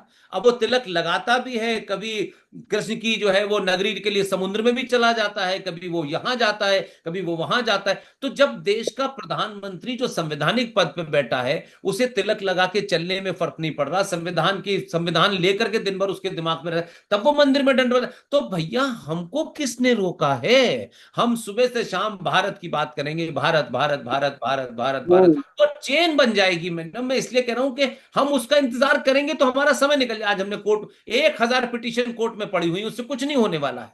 कानून बनते हैं वो भी नहीं, हमको नहीं पता होते जब तक हम उसमें फंसते नहीं। तो चलन में जो चीज आ गई बस वही इंपॉर्टेंट होती है। सेकुलर कितना भी कर लें, सेकुलर का एक तो मतलब हमारे यहां गलत समझ लिया गया है। सेकुलर शब्द वेस्ट के अंदर जो किंग होता था, जब वो राजगद्दी पे बैठता था तो बहुत सारे मसलों के ऊपर वो चर्च से गाइडेंस लेता था, चर्च उसको गाइड करता था। तो जब नॉन बिलीवर ऑफ चर्च उस दुनिया देश में मौजूद हुए लोग आए तो उनको ये लगा कि राजा हमारे साथ डिस्क्रिमिनेट करेगा, क्योंकि राजा तो चर्च से डिसीजन अपनी राय लेता है। तो वहां एक मूवमेंट चला और नॉन चर्च के खिलाफ लोग खड़े हुए। तो फिर ये हुआ कि राजा सेकुलर होगा, यानी राजा का कोई, बोलिए, राजा का कोई अपना राजा कोई जाति नहीं रहा, भेदभाव नहीं करेगा, सबको समान। भेदभाव नहीं रहा। हाँ लेकिन अक्सर मालूम है लोग क्या बोलते हैं, जैसे ही मैं बोल के पॉज देता हूँ लोग कहते हैं जाता, हाँ राजा का कोई धर्म नहीं होगा। अरे मैंने कहा जिस दिन राजा का धर्म नहीं होगा उस दिन तो इस देश में अनार्की फैल जाएगी। धर्म ड्यूटी है, राजा के अपना कोई मत नहीं होगा, राजा उस मत के तय नहीं करेगा। तो हमारे यहां तो क्या मूर्खता हुई कि राजा का मत भी हो गया और समाज सेकुलर हो गया। भाई हम सेकुलर है, हम मंदिर नहीं जाते, हम सेकुलर है, वाह वाह वाह वाह वाह। हम तिलक लगा, नहीं नहीं मैं तिलक नहीं लगाता, हम सेकुलर हो ही नहीं सकते। सेकुलर स्टेट होती है, प्रजा नहीं होती। राजा होता है, राजा का कोई मत नहीं हो सकता, वो न्याय करेगा तो उसके दिमाग में ये नहीं होगा कि ये कौन है वो। लेकिन मैं राजा नहीं हूं, मैं संविधान से नहीं हूं भाई। मैं आस्थाओं से, परंपराओं से, मैं तिलक कैसे ऐसे लगाऊंगा, ऐसे लगाऊंगा, मैं कलावा बांधूंगा नहीं बांधूंगा, इस पे कोई माई का लाल दुनिया में नहीं रोक सकता हमको। तो हम वो काम करें जिससे कि संविधान में क्या लिखा है उसको ही कौन मान रहा है? आज की डेट में कहा गया है कि सब बराबर होंगे। तो मैंने वही तो सवाल उठाया कि अगर संविधान में लिख भी गया और राजा ने कर भी दिया कि भारत लिखो, तो भारत के संविधान में लिखा है सेकुलर है, तो सेकुलर का मतलब सब बराबर है। तो फिर मैं पूछ तो रहा हूं कि भाई 42,000 पारसी भी बराबर है और 82 करोड़ हिंदू भी बराबर है। तो भाई जब 82 करोड़ हिंदू बराबर है तो फिर ये मुझे बताइए कि मेरे मंदिरों का पैसा क्यों ले रहे हो जब सब बराबर है? तो जैन से, बौद्ध से, सिख से नहीं ले रहे तो उल्टा चल रहा है ना, संविधान में होने के बाद भी उल्टा हो रहा है, मैं ये कह रहा हूं। तो हम परमानेंट हैं, संविधान आता जाता रहेगा, संविधान बदलता रहेगा, तो हम अपनी आस्था को क्यों बदलें? इसलिए हमें तिलक लगाना है लगाएं, हमें भारत लिखना है लिखें। हाँ कल को ये कहते कि साहब भारत लिखने पे ये केस होगा तब हम आपकी बात को मानने को तैयार है, तब हम लड़ेंगे ना सुप्रीम कोर्ट में जाकर के, गला पकड़ लेंगे हम तो भैया लिखा है भारत के संविधान में भारत शब्द है, और भारत के संविधान में भारत की भूमि से और भारत की परंपरा से और सभ्यता से ही भगवान राम की तस्वीर उसमें लगी हुई है, नंदी की तस्वीर भाई साहब भारत की यही परंपरा कहना से। है कि जब अपने भारत से बाहर जाते हैं, बाहरी दुनिया में जाते हैं, तो वहां भारत शब्द का कोई वैल्यू नहीं है। ओनली इंडिया इज, बस वो भारत जानते ही नहीं है, ना बोलना चाहते हैं। इसलिए मैंने ये शब्द रखा आई एग्री, कि हम भारत का प्रचार प्रसार हम भारतीय करेंगे, लेकिन जब बाहर जाते हैं आई एग्री, टोटली एग्री। फिर या मैंने ये कहा कि सत्तू देर में बनता है, सत्तू खाने के बाद देर तक भूख नहीं लगती। हम मैगी के दौर में हैं, 2-2 मिनट में जल्दी जल्दी चाहते हैं। It will take time. या it will take always time. Always, आगे का बस इस प्रश्न है। मुहिम से चलते रहेंगे। धन्यवाद शोभा जी, धन्यवाद। धन्यवाद गीता धन्यवाद। जी। एक लास्ट क्वेश्चन लेते हैं और फिर वो धन्यवाद ज्ञापन करेगी हमारी संस्कार सिद्धा की पश्चिमांचल से प्रभारी हंसा जी चितलांगिया। अभी पूर्वाध्यक्ष सुशीला जी काबरा का हम लास्ट क्वेश्चन लेते हैं। अच्छा, जय भारत। मेरा एक प्रश्न ये है कि जैसा आपने अभी बोला कि मंदिर के लिए हमें जाके पुजारियों को समझाना है कि दान इसमें ना डालें और जरूरतमंदों को दें, वैसे ही जो हमारे संविधान में है कि जैसा अभी आपने कहा कि पारसियों को और दूसरे लोगों को वो सुविधाएं जो गवर्नमेंट की नहीं मिल रही हैं, मुस्लिम बच्चों को जैसे 1-1 लाख दे रहे हैं शिक्षा के लिए और हमारे बाकी सनातन धर्म वालों को नहीं दे रहे हैं, तो उसके लिए हमें क्या प्रयास करना चाहिए? मेरा ये प्रश्न है कि ताकि हम सबको भी वही बराबर मिले, तो उसके लिए हमें प्रयास क्या करना चाहिए? मैंने कहा ना कि किसी भी इशू को लेकर के उसके मल्टी डायमेंशनल एंगल होते हैं।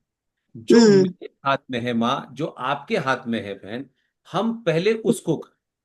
सरकार कल करेगी, परसों करेगी, अमेंडमेंट लाएगी, सरकार कैसे लाती है। मैं जो बात आप कह रही हैं, मैं उससे पूर्ण सहमत हूं।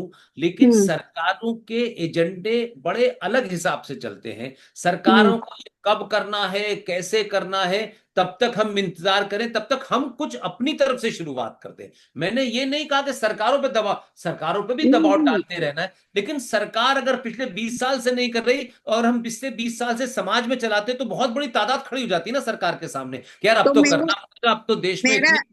जी, मेरा यही प्रश्न है कि हमें क्या करना चाहिए? मैंने यही कहा अपनी बात में कि आप मंदिर में जाएं। मैंने इसलिए नहीं कहा, मैंने कहा कि पुजारी को शायद एक ये लालच होता होगा, चढ़ावा होगा, उसमें से मुझे कुछ मिल जाएंगे और बाकी चले जाएंगे। मैं ये कह रहा हूं कि अगर पुजारी को ये भरोसा हो जाए कि उसके खर्चे के पैसे मिल जाएंगे, तो फिर वो उस पैसे को चढ़ाने के लिए मने करेगा कि भैया बहन सोने को मत चढ़ाओ क्योंकि तो सरकार ले जाएगी। तो इस तरीके से भी धीरे धीरे अवेयरनेस बढ़ेगी, क्योंकि मंदिर लोग रोज जाते हैं, पुजारी रोज जाते हैं। कहीं उस पुजारी के मन में ये होगा कि भैया देखो ये बात तो बहुत अच्छी बात करें पुष्पेन जी, लेकिन मेरी रोजी रोटी बंद हो जाएगी, तो उस पैसे में से कुछ वो रख लेते हैं, उनका अधिकार नहीं उधर रख लेते हैं। तो वो ना रखें और वो ये हो जाए कि भाई मेरा घर संपन्नता से चल जाएगा, कोई दिक्कत नहीं है। लेकिन ये 1 लाख रुपए के लिए मैं 1 करोड़ रुपया बर्बाद हो रहा है, वो बच जाएगा। तो अवेयरनेस इस तरह से आएगी। आपको पता है, मुझे पता है, सरकार को पता है। लेकिन जब बहुत चौतरफा दबाव होगा तब सरकार फैसला लेगी, क्योंकि ऐसा नहीं कि सरकार उसमें शामिल नहीं होती। उस पैसे में सरकार के लोगों को तो कोई फायदा होता है। बहुत सारे पंडित जो है मंदिरों के अंदर सरकारों के लोग रखे जाते हैं। अब हमारे यहाँ सबसे जो सर्वोच्च संस्था है वो शंकराचार्य है, और शंकराचार्य 4 ही होते हैं हमारे यहाँ। लेकिन शंकराचार्य तो 8-9 बने हुए हमारे यहाँ। तो ये 8-9 शंकराचार्य कहां से आ गए? तो गंदगी तो गलती तो हम ही ने की हुई है ना। कोई किस पार्टी का शंकराचार्य है, वो उस पार्टी का शंकराचार्य है। इसलिए रात के अंधेरे में दिवाली के दिन एक शंकराचार्य को घसीट के लोग सुप्रीम कोर्ट में वहां से निकाल करके जेल में बंद करते थे, कोई बोलता नहीं है। तो इस मेरा मेरा मैं तो उस लड़ाई को लड़ता हूं जो मेरे हाथ में है। मैं जब मुझसे लोग पूछते हैं कि तुम क्या कर लोगे, मैंने कहा सुनो भाई, मैं कुछ नहीं कर लूंगा। मैं कोई धन्ना सेठ आदमी नहीं हूं, एक नौकरी करता था छोड़ दिए, अब लोग कुछ कुछ दे देते, मेरा काम चल जाता है, इतना ही है। लेकिन मेरे पास ये ताकत है कि मैं बोल सकता हूं, फैक्ट में बोल सकता हूं, जोर से बोल सकता हूं। तो मैं बोल करके लोगों को अवेयर कर सकता हूं। अब लोग मुझसे ये कहें कि पुष्पेन जी अब आप इसको ये कराइए, भैया मेरे हाथ में वो कराने की शक्ति नहीं है। मैं अवेयरनेस क्रिएट कर दूंगा, 100, 500, 1000, 10,000, 10 करोड़ लोग इकट्ठे हो जाएंगे, तो 24 घंटे में सब हो जाएगा। लेकिन हम ये सोचे सरकार करेगी, तो सरकार के पास हमसे ज्यादा इंफॉर्मेशन है, सरकार समझदार है, सरकार कब करेगी और सरकार वो करती है जब पर राम मंदिर का दबाव था सरकार के ऊपर, तो सरकार ने राम मंदिर बना दिया। मेरा कहने का मतलब यह है कि समाज की गिनती ज्यादा होती है और हमको कोई नियम कानून से नहीं बंधना है। इसलिए हम आपस में तो बातचीत करें, आपस में अवेयरनेस पैदा करें। वो अवेयरनेस धीरे धीरे धीरे धीरे पैदा होगी, तब होगी। इस बीच में सरकार हो सकता है किसी दिन चढ़ जाके भैया आज हम ये कर रहे हैं। सरकार भी तो रोज रोज नए नए काम कर रही है ना। भाई सरकार ने ताजमहल देना बंद कर दिया ना इस भारत के राष्ट्रपति से। दो विदेशी मेहमान आते थे तो हमारे यहाँ एक हमारे भारत की परंपरा के तहत एक गिफ्ट दिया जाता था। तो जितने भी विदेशी मेहमान आते थे, भारत का राष्ट्रपति उनको ताजमहल दिया करता था। अब ताजमहल तो टेक्निकली अगर आप देखें तो एक कब्र है ना, एक कब्र को सजा दिया गया है। तो इस्लाम में कब्र हराम है, और कब्र को घर पे रखना उससे भी बुरी बात है। लेकिन एक कब्र हम जो थी वो भारत की पहचान के रूप में देते थे। अब ये प्रधानमंत्री आया तो इसने कब्र को हटा दिया, उसने कहा कब्र भारत की पहचान नहीं हो सकती, और ताजमहल भारत की पहचान नहीं है भाई। भारत की पहचान के रूप में भारत ने, सरकार ने कोई संविधान में, पार्लियामेंट में जाके पास नहीं किया। भारत के प्रधानमंत्री ने राष्ट्रपति के घर पे दुनिया की हर भाषा में गीता रखवा दी और कहा कि जो भी आए उसे आप गीता दीजिएगा। अब धीरे धीरे पूरे देश में अवेयरनेस पहुंच गई कि साहब गीता दी जा रही है। तो कुछ काम ऐसे भी, तो सरकार अगर अगर मोदी इनको कहते कि मैं विधानसभा संसद में पास कराऊंगा तो ये कभी नहीं हो पाता। लेकिन अब चल गया ना, राष्ट्रपति गीता देता है सब, देश के मुख्यमंत्री गीता देते। तो गीता का मतलब दुनिया समझ रही है ना, तो गीता पढ़ ली ना। अब पाकिस्तान ने नहीं पढ़ी तो उनकी गलती थी, तभी पिटे बेचारे। पढ़ ली होती गीता तो नहीं पिटते, उन्हें पता है कि गीता पढ़ने के बाद यही होता है जो इसने किया। पुराने वाले गीता नहीं पढ़ रहे थे, वो ताजमहल की बातें करते थे। तो ऐसे देश राष्ट्रों के जीवन में कैसे नरेटिव बदलता है, इट टेक टाइम। हम बहुत समय से गलती करें, आज की नहीं है। इंडिया को यहां से हम तो शुरू से चल रहे हैं, इंडिया कहने में प्राउड था, हमको पता ही नहीं था। तो it will take time. This is एक कहते हैं ना कि एक समय का बदलाव का दौर गुजर रहा है। इस बदलाव के दौर में हम बहुत सारी चीजें नहीं देख रहे हैं। हम इन चीजों पे बात कर रहे हैं यही अपने, नहीं तो यही पूछते थे भाई आलू क्या हिसाब है, प्याज महंगी हो गई, अच्छा यार इस सरकार को गिराओ। अच्छा आलू सस्ता हो गया, अच्छा इसको ये मेरी जाति का है, इसको। अभी हम इस बीमारी में थे, अब हम धीरे धीरे निकल रहे हैं। तो शायद हम ज्यादा जल्दी में हैं, ज्यादा जल्दी चाहते हैं कि ये हो जाए, और हम सब चाहते हैं, मनुष्य की एटीट्यूड होता है। लेकिन it will take time, it will take time. ये इंश्योर कीजिए कि मोदी के जाने के बाद इससे भी खतरनाक मोदी आए, ये समाज तय करेगा। नहीं एक चला गया 50 साल का, फिर एक कोई आ गया, फिर वही वही वापस लौट के चले आए। जी, और कोई बात हो तो बताइए। बहुत बहुत सामाजिक धन्यवाद। जागरूकता बहुत जरूरी है। बहुत बहुत धन्यवाद, हम्म, इतना समय दिया है। बहुत लाभान्वित हुए हम सब, इतना सुंदर वक्तव्य। सच में सबके हम मुंह बोले में सवाल दूसरा तो योगी बहुत और है। दूसरा मोदी भी खोज लीजिए, जैसा आपने बोला, बहुत जरूरी है। अब यदि मोदी जी 75 के बाद वापस नहीं आए तो कौन आए? तो मोदी और योगी तो चाहिए, तो मैंने उसका खोज कहा कि जरूर कीजिए। समाज में तो तय करना होगा ना। मेरी माओ को, अपनी बेटियों को ये बताना होगा कि सुंदरता की निशानी तैमूर की अम्मी नहीं है, बहुत सुंदरता सही, की निशानी शिवाजी की माँ जीजाबाई है। तीजा भाई। बहुत सही। ये नैरेटिव बदलने होंगे। इन नैरेटिव को बदलने के लिए विधानसभा की और लोकसभा की और संविधान की जरूरत नहीं है। बहुत ठीक बात। हमारी बहुत महिला सही। संगठन इस बारे में, माता निर्माता भवती, बहुत अच्छी चर्चाएं करते हैं, पुरातन सनातन भारत को सबके सामने रखते हैं। ये बहुत ही बढ़िया, चर्चाएं हम लोग महिला संगठन के रास्ते बहुत करते रहते हैं। बहुत बढ़िया, बहुत बढ़िया, चलो, बहुत और बढ़िया। समय अच्छी बात। समय की सीमा है, नहीं तो बहुत सवाल है सबके मन में। मैं अभी हम्म, आमंत्रित करती हूँ संस्कार सिद्धा की पश्चिमांचल सह प्रभारी समिति में हमारे निरंतर कार्यरत है वे हंसाजी चितलांगिया। धन्यवाद अंजलि जी। इस देश से मेरी पहचान है, यही मेरा दिल मेरी जान है, इसको करते नमन सुबह और शाम है। हाँ जी, यह मेरा भारत महान है, हाँ यह मेरा भारत महान है। ऐसे ही भावों के साथ महेश नवमी के उपलक्ष्य में आयोजित रेनबो तीन जीवन के रंग अभिप्रेरणा के संग व्याख्यान माला में पधारे आज के मार्गदर्शक, सनातन संस्कृति एवं राष्ट्रीय प्रेम से ओतप्रोत आदरणीय श्री पुष्पेंद्र जी कुलश्रेष्ठ का दिल की गहराइयों से आभार एवं धन्यवाद ज्ञापित करती हूँ। आपने अपना बहुमूल्य समय हमें प्रदान किया। आपके संभाषण से हमें नई ऊर्जा का हम सभी में संचार हुआ एवं राष्ट्रीय प्रेम द्विगुणित हुआ है। आपके सनातनी क्रांतिकारी विचारों ने समाज में होने वाली गंभीर समस्याओं पर प्रकाश डाला है, जो विचारणीय है। आप हिंदू समाज और युवाओं को जागरूक करने का काम कर रहे हैं। आपने बताया कि हमें अपने छोटे छोटे प्रयासों से सनातन समाज में बदलाव लाने की कोशिश करनी चाहिए, जो आज के संदर्भ में अत्यंत आवश्यक है। पुनश्च पुष्पेंद्र जी, मैं आपका कोटि कोटि वंदन एवं नमन करती हूँ। आपने बहुत अच्छा हमें समझाया, उस पे हम चलने की चेष्टा करेंगे, छोटे छोटे प्रयासों से हम अपने इस तरह सनातन समाज में बदलाव लाने की कोशिश करेंगे। बहुत बहुत धन्यवाद, बहुत बहुत धन्यवाद। आज की मुख्य अतिथि हमारी राष्ट्रीय अध्यक्ष आदरणीय श्रीमती मंजू जी बांगड़, जिनकी वाणी में सरलता, वह सरलता, हृदय में सरलता, लिखने में सरलता, सब गुण लाते हैं आपके जीवन में सफलता, आपके जीवन में सफलता। आपकी कार्यशैली और व्यवहार से हम सभी के दिलों में उतरने का हुनर रखती हैं। आपके नेतृत्व नए जोश, नई ऊर्जा, नई उमंग से परिपूर्ण आप राष्ट्र निर्माण में अपना पूरा सहयोग कर रही हैं। आपके द्वारा सामाजिक सरोकार एवं सेवा कार्य के लिए किए जाने वाले प्रकल्प निश्चय ही प्रशंसनीय हैं। आपका कोटि कोटि नमन एवं वंदन करती हूँ। थैंक यू जी, राम राम। साथ ही मैं जूम मीटिंग संचालित करने के लिए धन्यवाद करना चाहूंगी संचार सिद्धा की राष्ट्रीय प्रभारी श्रीमती भाग्यश्री जी चांडक का। आभार की इस कड़ी को आगे बढ़ाते हुए जूम लिंक देने के लिए मैं विदर्भ माहेश्वरी प्रादेशिक माहेश्वरी महिला संगठन का विशेष धन्यवाद करती हूँ। आज के कार्यक्रम को सफल बनाने हेतु अपने आशीर्वाद के साथ पधारे सभी पूर्व राष्ट्रीय अध्यक्ष, उपाध्यक्ष, राष्ट्रीय समिति प्रभारी, राष्ट्रीय समिति प्रदर्शक, सह प्रभारी, प्रदेश अध्यक्ष, संयोजिकाएं, सह संयोजिकाएं, जूम सभागार में उपस्थित मेरी वरिष्ठ एवं कनिष्ठ बहनों का मैं बहुत बहुत आभार ज्ञापित करती हूँ। आज हमारे साथ जुड़ी किशोरियां एवं समाज के प्रबुद्ध जनों का भी मैं धन्यवाद प्रेषित करती हूँ। सभी ने उपस्थित होकर इस कार्यक्रम की शोभा बढ़ाई, सभी का बहुत बहुत धन्यवाद, नमन। हम सब हुए धन्य, मंच हुआ उपकृत, हम सभी हुए धन्य, मंच हुआ उपकृत, आप यहाँ पधारे, अहो भाग्य हमारे, अहो भाग्य हमारे।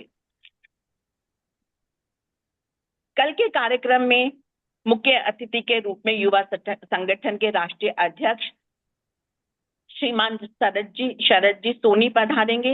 व्याख्यान माला में की कड़ी में मार्गदर्शिका के रूप में हमारे साथ रूबरू होंगी यूएस से आदरणीय मोनिका जी पनपालिया, जो माइक्रोसॉफ्ट डिजिटल प्रोटेक्शन कंपनी में पार्टनर डायरेक्टर के पद पर कार्यरत हैं। इसके साथ यूएस में अनेक पदों को सुशोभित कर रही हैं। ऐसे शख्सियत से मिलना हमारे लिए बड़े सौभाग्य की बात होगी। अतः आपसे करबद्ध निवेदन है कि कल रेनबो 3 जीवन के रंग अभिप्रेरणा के संग कार्यक्रम में पधार कर हमें अनुग्रहित करें। कल ठीक 3:30 बजे। तब तक के लिए धन्यवाद। जय महेश।